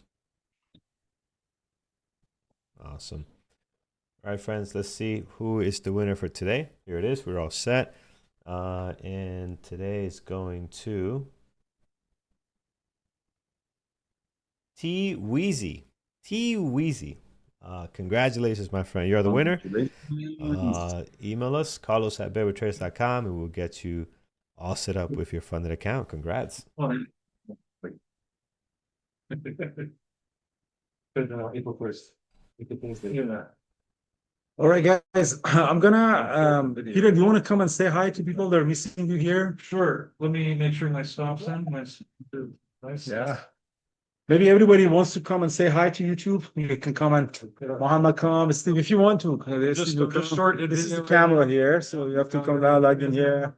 Hey guys. There's all Guys can see. Come, this is the camera, you can see yourself here. Yeah.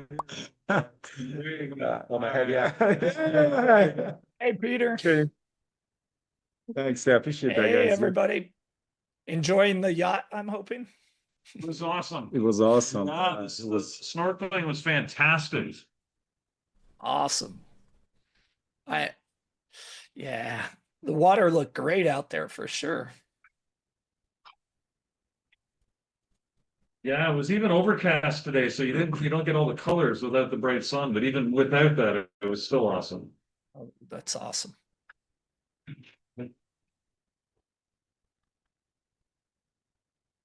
So much so we might be doing it again tomorrow. Looks like. Sweet. Oh, don't pop back on. Uh-oh, Oh, wait, I'm did you- missing. all right, yeah, NVIDIA tried to go a little higher on NVIDIA. So they're at 177. Oh.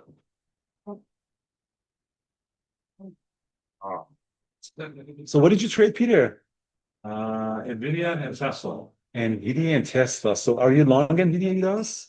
I was actually just short NVIDIA for that move down. I just got to stop there. Oh, I got partials and then just came back to my break even.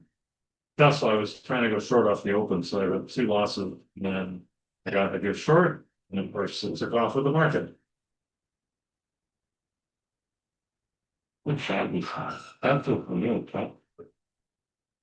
yeah, I see 177, a big order there on NVIDIA. So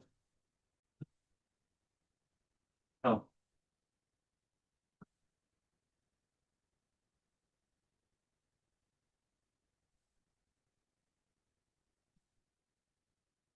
Getting Eamon's webinar set up. It was taking us to the wrong link. So, but it'll be up. Go to the trading terminal. We'll be able to, when you click on that link, it'll take you to the right room, everybody. Yeah.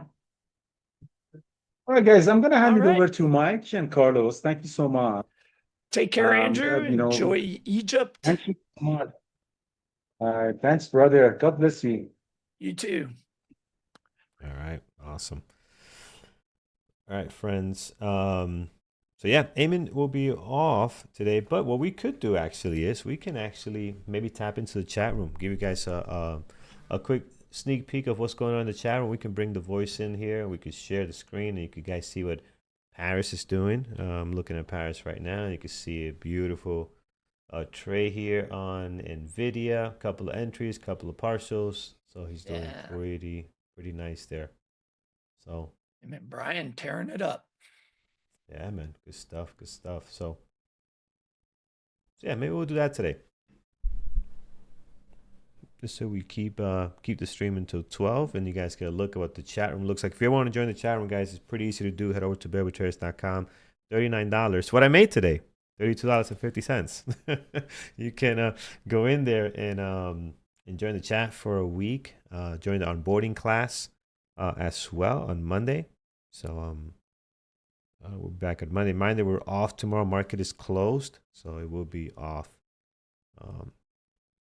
Funded leaderboard. Yeah, we got some new winners on the funded account. Let me show you here. Here's the funded account. Yeah, So we pull got it up. Kyle leading the way, 32,000. Mental game up and down, but he's maintaining. Let's look at his equity curve here. Let's dive in. Let's dive in. What does that equity curve look like? Let's see what it looks like. All right, mental game. Put you on the spot. I don't know if you're here. Okay, not bad. Big win here, maintaining up and down. This is a reasonable loss, probably a little more than what he wanted to on that day there. Just got to hold the line here, man. Got to hold the line, trade smaller. You know, you got your payout locked in, right? You gotta hold the line here. So trade a little bit smaller. Don't get greedy and just kind of turn that thing around. But this is really good holding here. And this is, not everybody's going to get this big win like this, right, Mike? That's not going to happen for everybody. Yep. So, if it does happen to you, take advantage. But now just trade small, trade conservative, be a little bit patient there. So you were saying, Mike? Yep. Oh, I was saying, because there's questions about the big leader that was there. And if you pay attention to the funded account rules, you're not allowed to trade hard to borrow stocks, right? So a lot of the system was allowing that, and we noticed that. And so we've removed all of the hard to borrow trades. So because you can't make money when you can't short a stock, right? Yeah. But if you're shorting a stock that's not shortable and you're making money, it's not the purpose of it. And that was already in the rules. It was inside the FAQs. You can look it up. So we just corrected all that with our developers. They ran a code and removed all that. Right. So, and now you aren't allowed to trade hard to borrow. So yeah, should not have makes allowed sense. you earlier. It should mirror exactly what you could do in the rear accounts. Because again, I see stocks where like, oh man, this is gonna come back to zero. I want to short this. Like I know for a fact it's coming back down to zero. I go look at Interactive Brokers, no shares for short. Right, there's a reason why they have no shares for short, and that tends to happen a lot with lower flow stocks. It feels like if it's for sure gonna fall back to zero. It's you probably can't short it. Yeah. Mr. Bean, exactly. Yeah, and the thing else, right, is when you get these big low float stocks that pop up, you're not going to have shares that short those, right? So the brokers don't have it. We're not going to have it. So it's there. Yeah. So. And I remember my early days. I don't do this anymore. But my early days, I was with Centerpoint was my broker, and they have short locate, so you can actually locate some of the shares to buy. Interactive Brokers with DAS doesn't have that, but they had the option to locate shares, and the cost, Mike, was outrageous. Like if I wanted to short 100 shares, just to buy them, it was like $300 just to locate these 100 shares. So off the bat, you're already $300. I'm like, you're down, right? So I'm like, wow. So now you got to make sure you get that money back, and so it's not that simple. But yeah, all right, that makes sense. But yeah, good to see you here. Mental Game is in chat. Good to see you, my friend. So yeah, keep it going, man. Great work. Keep that going. We have some other ones on here. Danya, still good, man. Still 16,000, Danya. So I know you were at 100 and something. Still doing great. This is still pretty good. So good job there. Devin Keegan. It's the same names, same 5 names up here. So good job, guys. You guys are crushing it. Awesome, awesome stuff. All right, perfect. Yeah, so let's do that, Mike. Let's tap into the chat room. Let's see what's going on here, and then right. we'll leave you guys there. Let me make sure I can get the audio properly done. I'll put it full screen. You guys get a sneak peek of what our chat room is like. Paris is in there doing his thing, and let me just see if I can get the volume in here. Wow, AMD is breaking out. All right, Just broke perfect. out through yesterday's high. Right, so All have right. an Take care, amazing. everybody. It was Yeah. a pleasure. Thanks, Mike, for covering. Thank you, John, as well, if he's listening. And have an amazing holiday weekend. Yeah, we'll be in I can chat see chatting here with you guys. I was really But thinking have a it was great making- long weekend. Remember, we're off on lower Monday. highs. Take care, guys. It was making lower highs, but now it's just turned. Qs are back at PDC. SPY's gone green again. Kind of feel like we're going to be sort of stuck in this range. Wow, look at AMD is on fire.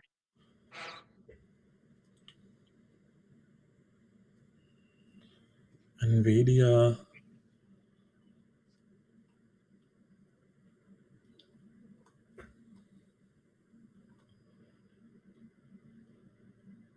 It's at 177. AMD could go to 220. It's going to be interesting to see how we close out the day here. I think this could also be a false breakout on NVIDIA. I don't know. It's right back near 177.50 is yesterday's high, and we're 50 cents away from that now. AMD is already broken out from yesterday's high. So I shorted And NVIDIA settings. one more time. Strong. NVIDIA seems strong, but I think if it here is the point of rejection if it wants to reject. All right. Well, I'm done. I'm done for the day. So it's already. I didn't realize how it's already past 11. So yeah. In Paris, have a good weekend, buddy. Thank you, Brian. You too. Yeah. Everybody out there, have a good long weekend. Enjoy your extra day off. Or just remember the markets are closed tomorrow, so turn your alarm off if you have to get up early, like me. So yeah. Cheers, everybody. Hope you had a good day. We'll talk to y'all later. So this is what a scalp looks like to me. I short the extension, and if it's a false breakout, it will come back down to 117.45. And this is what I only risk. Wow, very nice. So covering some, guys.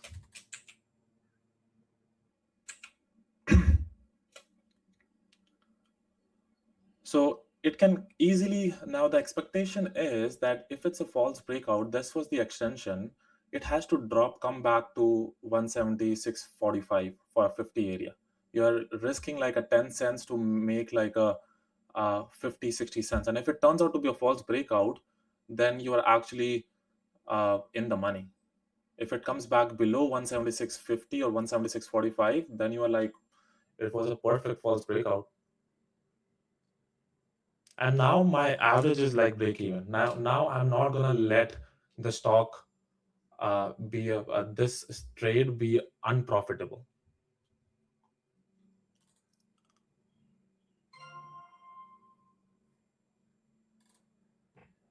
Does that make sense to you guys? Like this is a perfect play of when things are extending, when things are timing the tape on when things were not going higher. You tend to see a pullback, and if it does a pullback, all you do is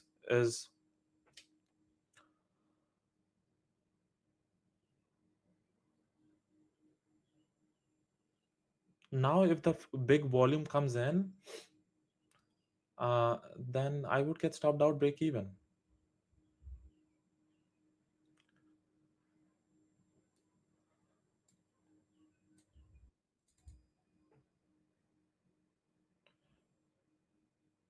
I reference the 30-minute chart, but when I'm trying to scalp around these areas, this is basically the tape. And tape gives you a lot of information. Like 177 was also a psychological level. It's a whole number level. And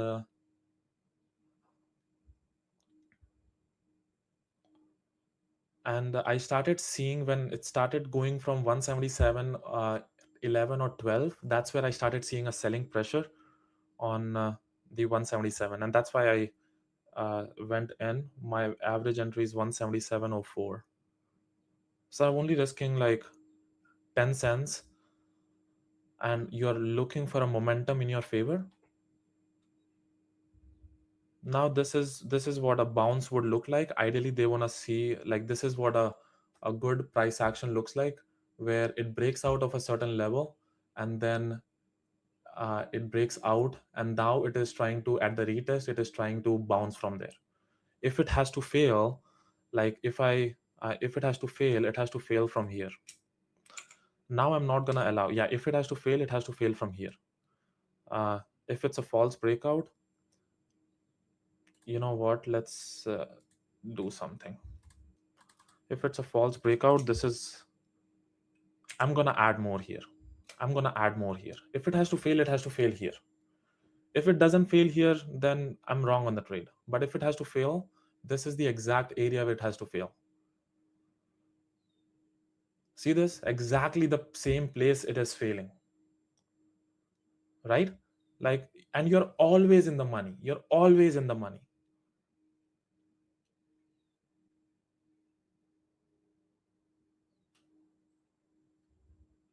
Now I want to see it come down to 146, 176.50.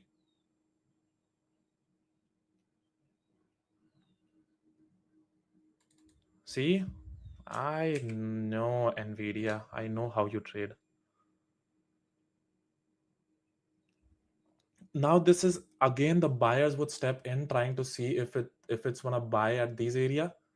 But if it fails, see, now let's see if, now this is the area where it would try to hold on this area. It would try to hold this area, but if it fails here, that means it was a false breakout. Now if it fails here, now the SPY is not going up, SPY is holding. Now if it fails here and if the SPY goes down, then it would be a confirmation that it was a false breakout on NVIDIA. And the reason I was thinking of a false breakout is I'm not thinking here. I'm only thinking because when things are getting extended at 177.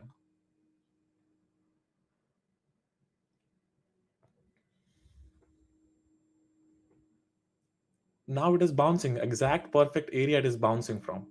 Now will I give a room for it? No. It is still trying to hold. The price action is still intact. I am trying to bet on the fact that it is going to fail and it's a false breakout. But I'm not what do you call, I'm not risking even a stop loss, like my full stop loss. I'm gonna get out completely at break even.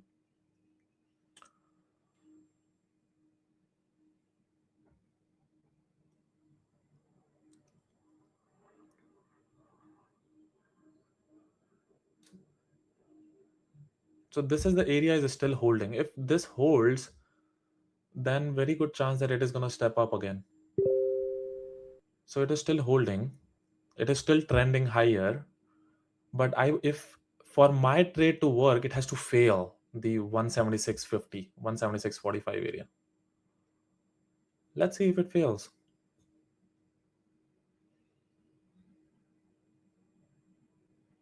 Now, just for fun, I'll add more. Just for fun, I'll add more. See? Now, let's see if it drops. Let's see if it fails the 176.40, 145.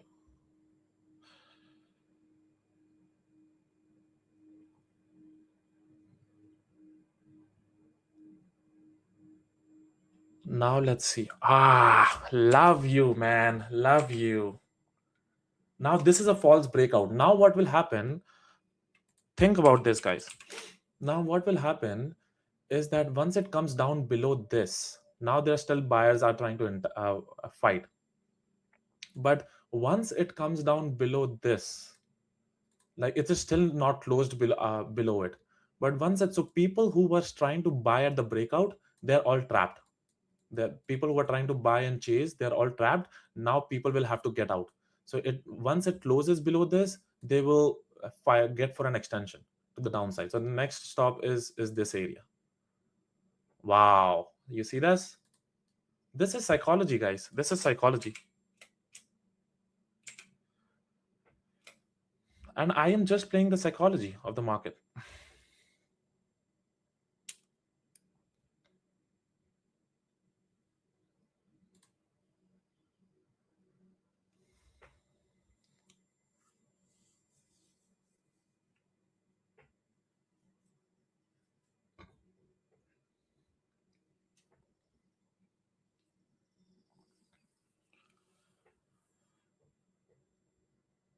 So the SPY is also going down right now, but it's still trying to hold.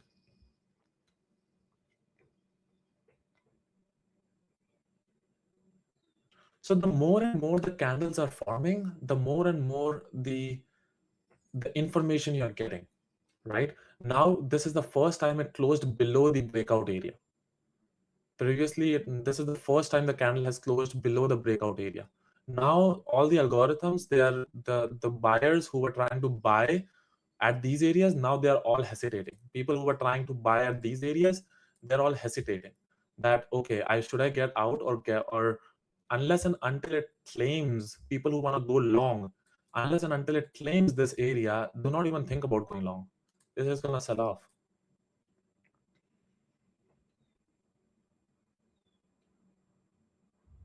So let's see if it flushes. I want to see a flush. And this is the moving averages. Now things are looking for moving average. Tesla sold off too. Tesla sold off. Man, it always catches me at the top.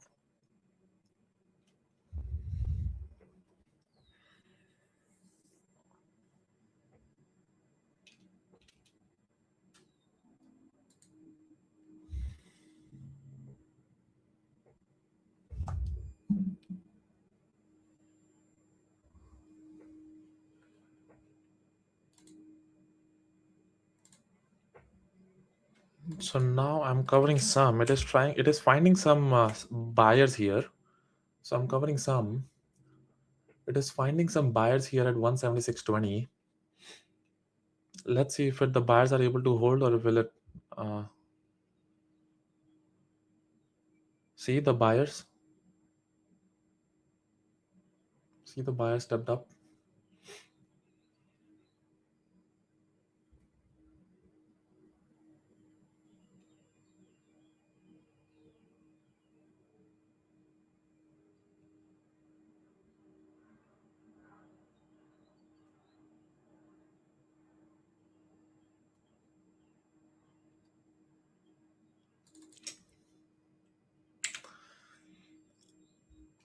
I'm adding more to the short side.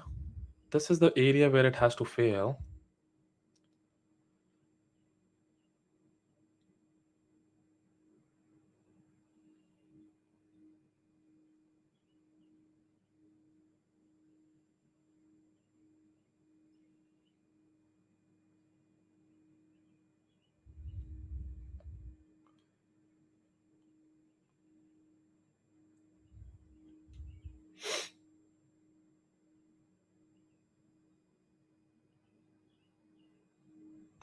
Beauty.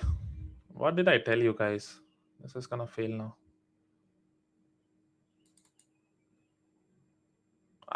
Beauty. I love you, NVIDIA. You are the trade of the day for today.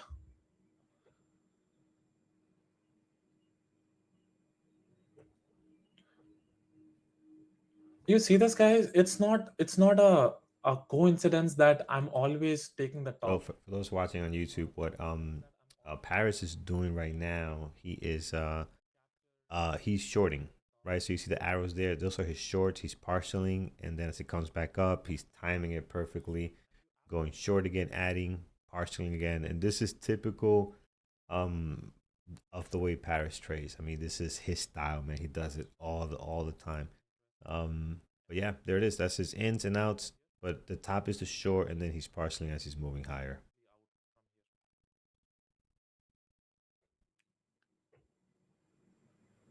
Yeah.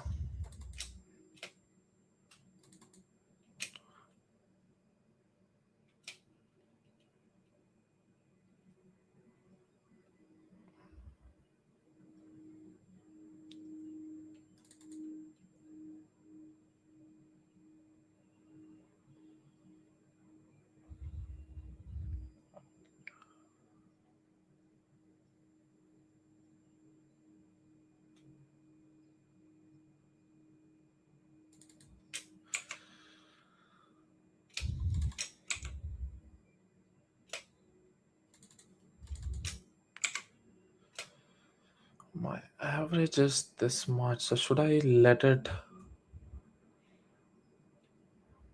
see if it is trying to hold?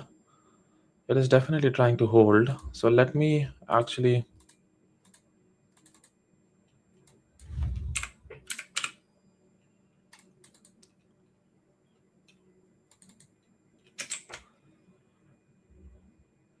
Oh wow! So I couldn't get out.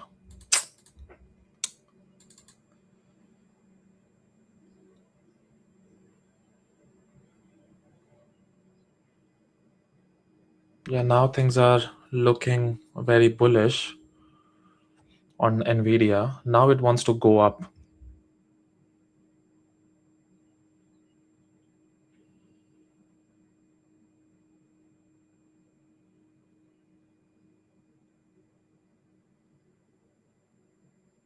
Yeah, I got stopped out break even, guys.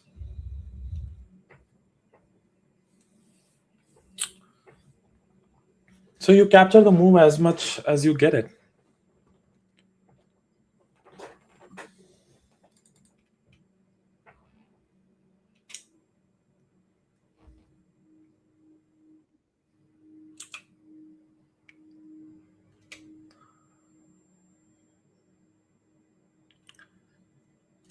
Guys, I'm taking a shot on Tesla.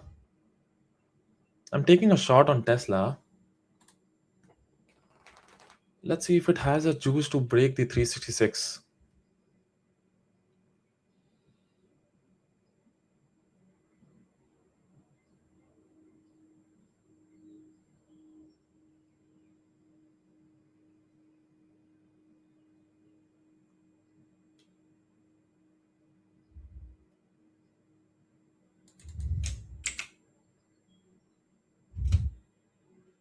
Oh, beauty. I'm taking a shot on Tesla, guys.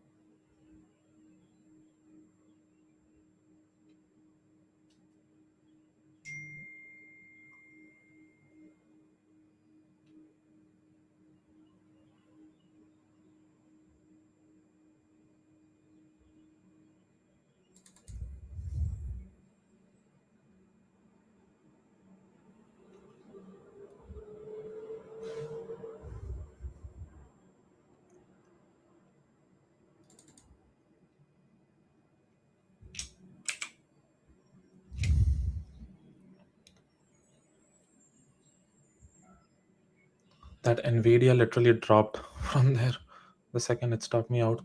But Tesla is actually dropping. So let's see if it goes to the low of the day this time. I have an unfinished business with Tesla.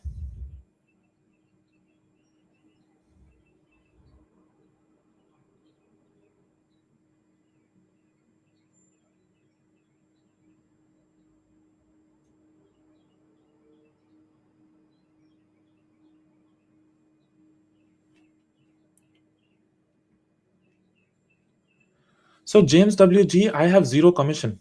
I trade with Schwab, so I don't pay any commission. In US, it's commission free.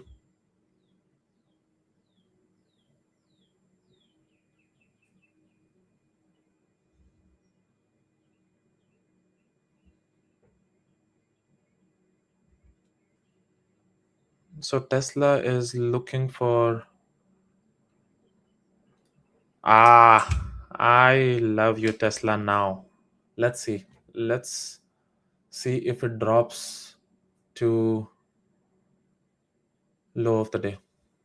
That would be nice. Anybody take that with me, guys? This is this turned out to.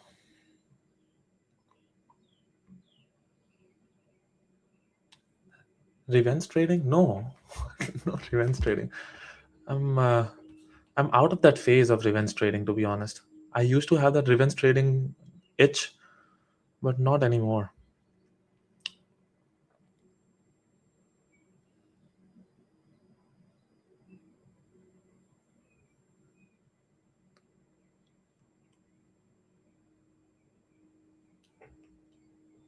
Very nice model.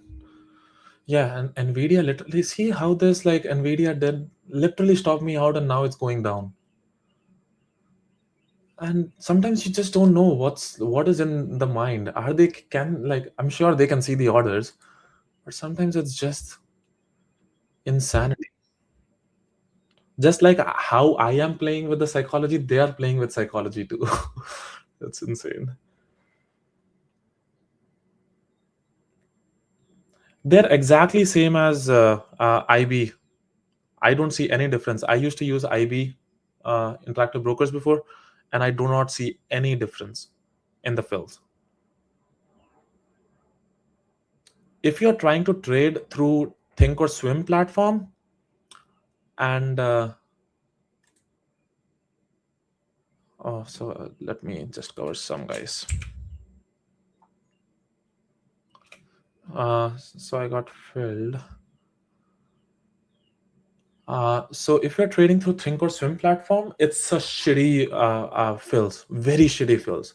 But I think Dash Trader makes a huge difference. Dash Trader and Nasdaq have a direct collaboration. So the fills from this, so basically Dash finds the fills and it sends it to Schwab for filling, and that's the hell. That's been very good.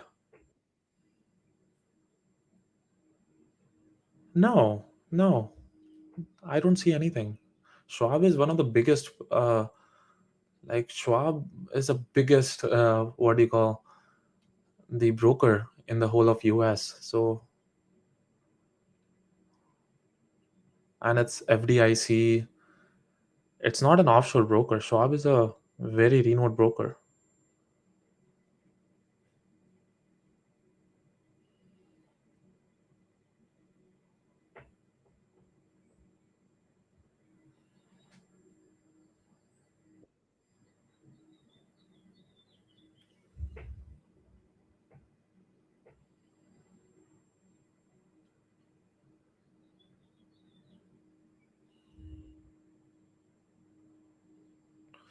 I am very optimistic. Hopefully, this time it gives me the low of the day.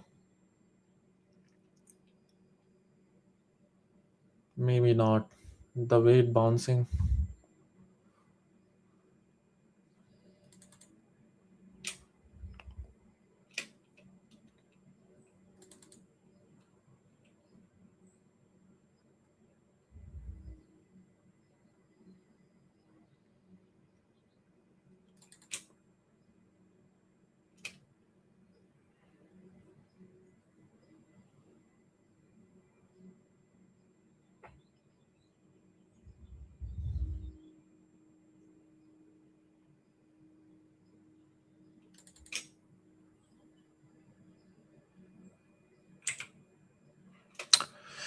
I'm adding to my short.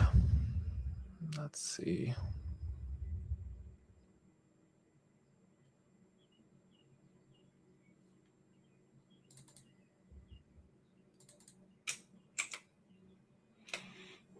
My average is 366.35.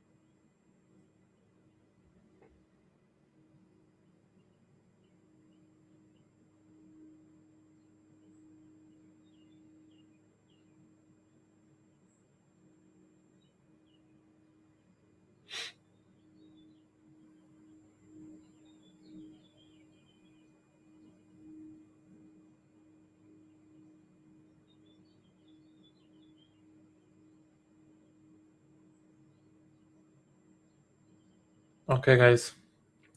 Stopped out, break even.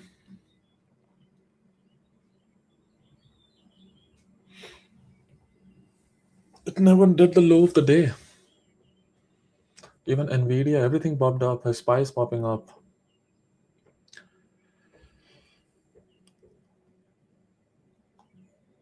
Yeah, Flying Alaska. Yeah, I think that is, if you're scalping, if you're looking for the scalp, you need the right tool.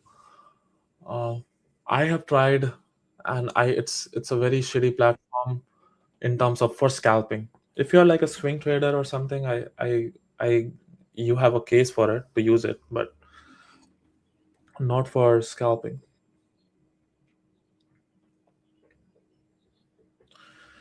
AMD. Wow, AMD. What has happened to AMD? AMD just keeps rallying.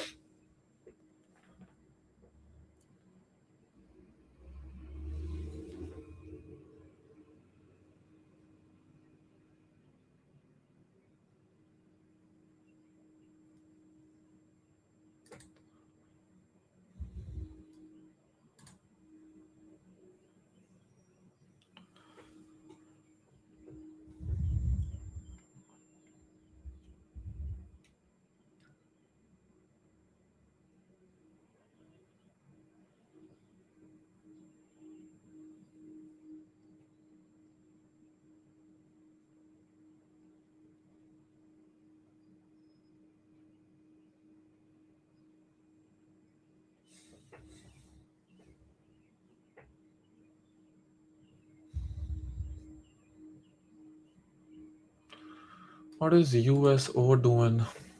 USO Oxy. I think if SPY is rallying, why is USO not selling? SPY is actually very choppy, so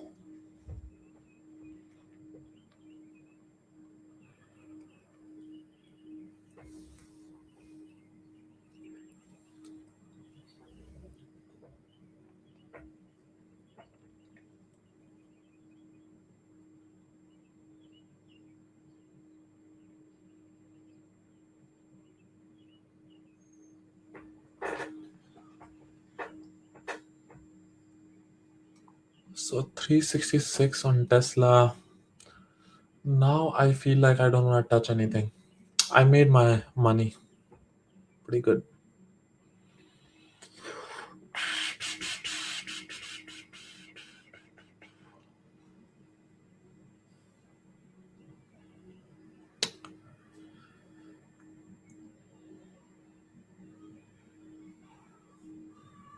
Yes, Andy, the Thor has moved out of BPT. Yeah.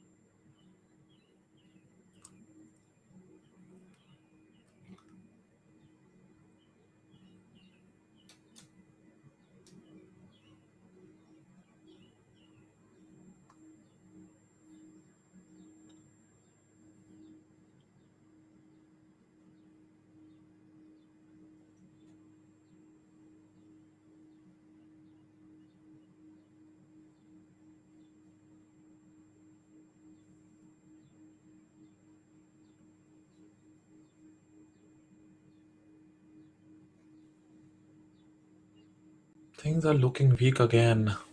I think I'm tempted to short Tesla one more time, but 366 is holding. 366 is not. I need to drop.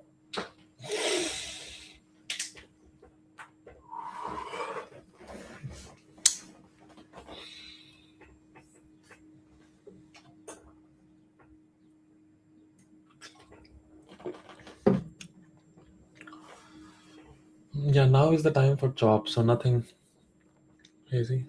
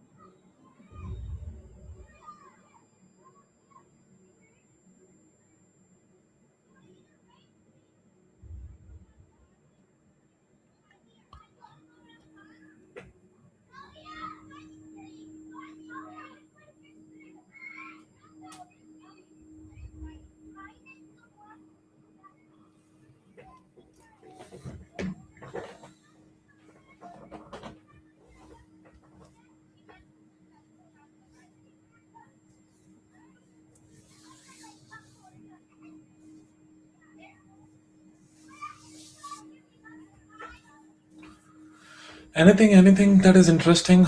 USO. I would be interested in USO. USO is. I'm shorting USO. I'm shorting USO.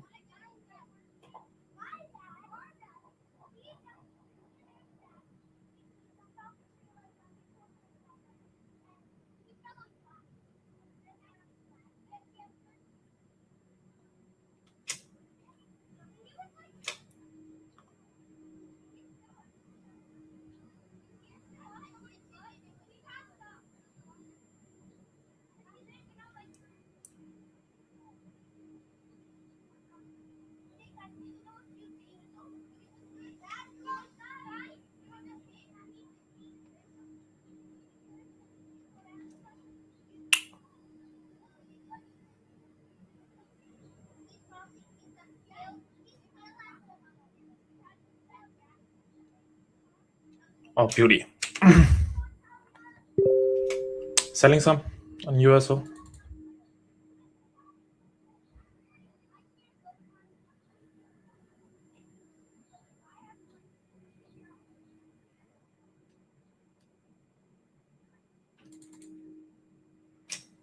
I'm getting out, guys.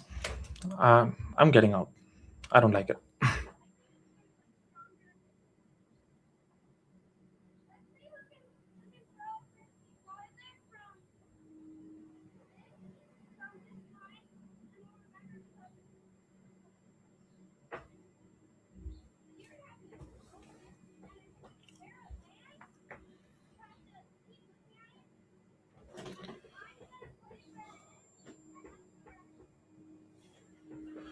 So Arca is an order book, Tom.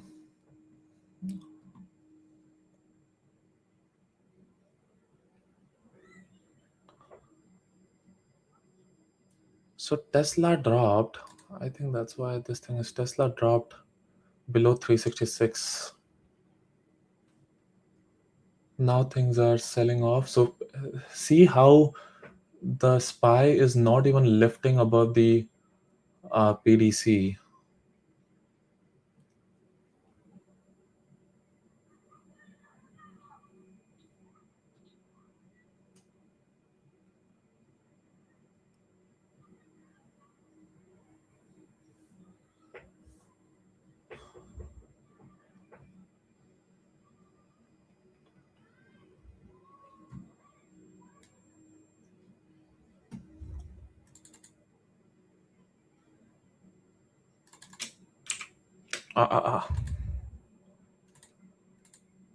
I was trying to short the USO again, but It did not fill me. Let's see if it fills me again. Let's try to see if I can get in again.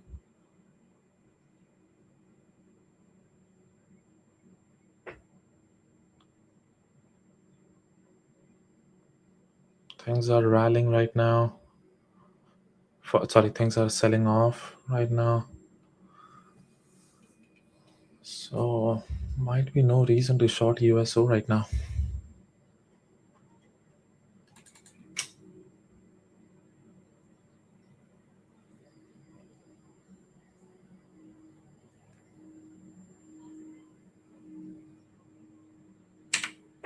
Okay, I'm shorting USO one more time, trying to see if it's.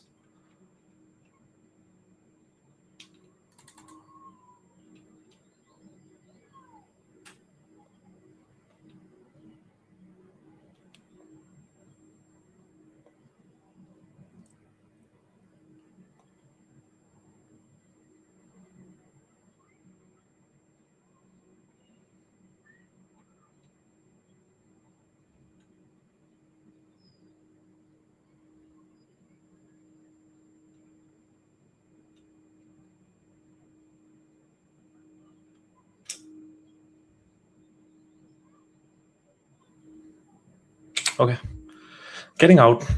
The things are selling off from the SPY standpoint. Ideally, I would want to see the. Yeah, Tesla is selling off. I shouldn't be trading USO right now. Things are weak. Things are weak right now. Things are selling off. USO popped up, which is expected. Tesla weak. Tesla was a short. Tesla was a short.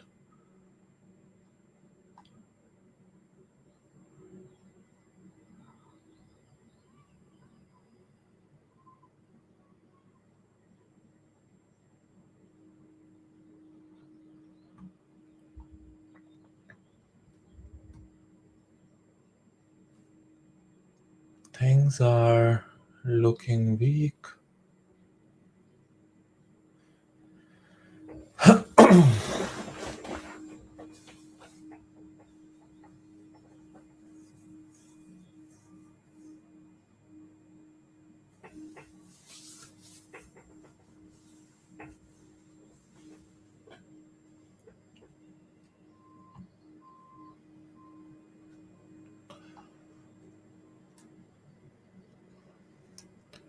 The beauty of tape is like, for example, USO or something, right? A USO in this one, I did not lose any money.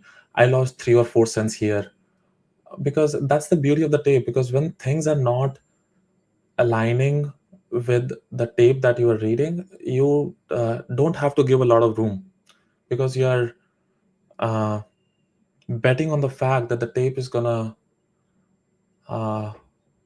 work in your favor first, and then it would do whatever it wants to do. Tesla sold off, man. Now it's going to the low of the day. Yeah, Tesla sold off. Now it's setting up for the low of the day.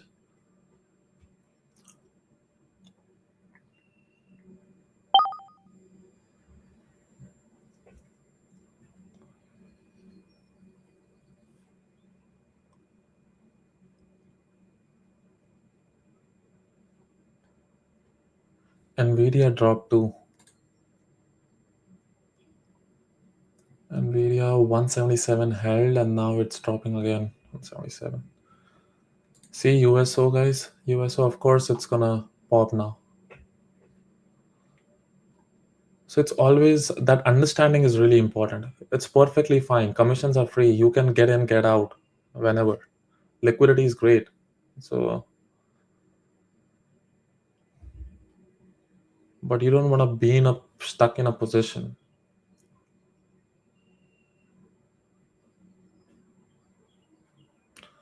So Tesla lost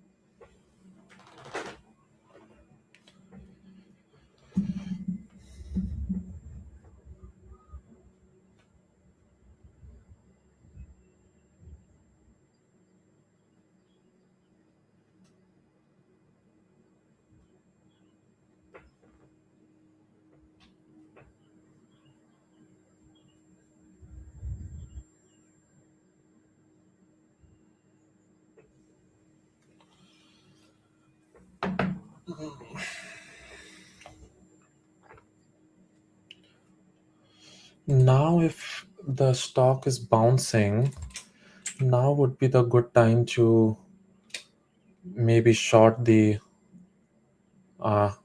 USO.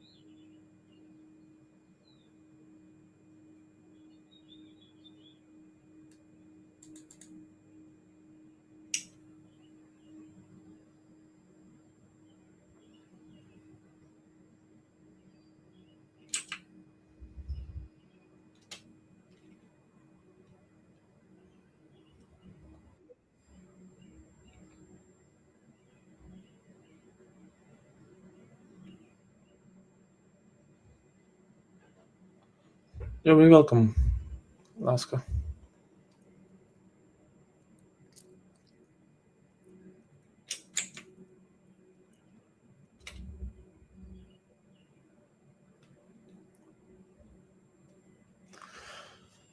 Okay, guys.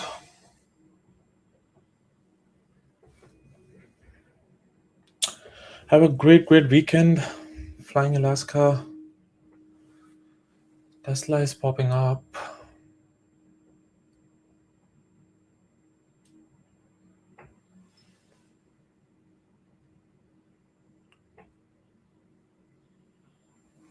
SPY is trying to step up.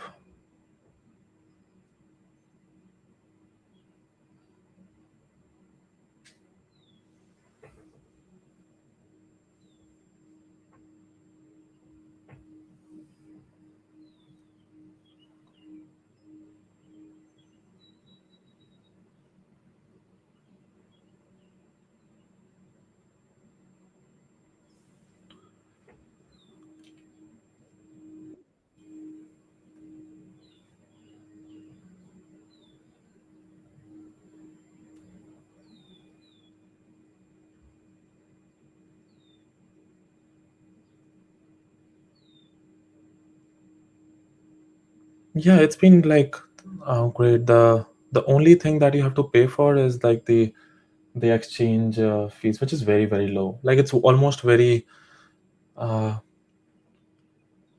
like with these number of trading and with the share size I'm taking, I'm usually matching. So whatever my PNL is, it's usually $5 or $6 less, just because of the FINRA fees and small, not the commission, just the FINRA fees and all of that. So it's almost close to whatever you are seeing on the PNL.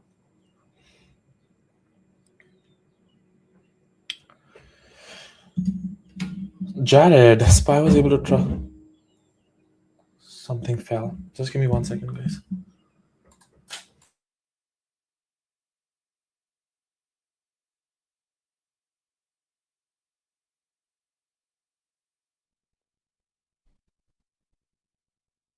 All right, friends, we are wrapping up here. Guys, thank you so much for joining. Have an amazing weekend as we wrap things up here. Remember, we are off tomorrow. Markets are closed, and we'll be back on Monday. So, guys, thank you so much. Subscribe if it's your first time here. We're live every time the market is open. We will see you guys next time. Have a great one.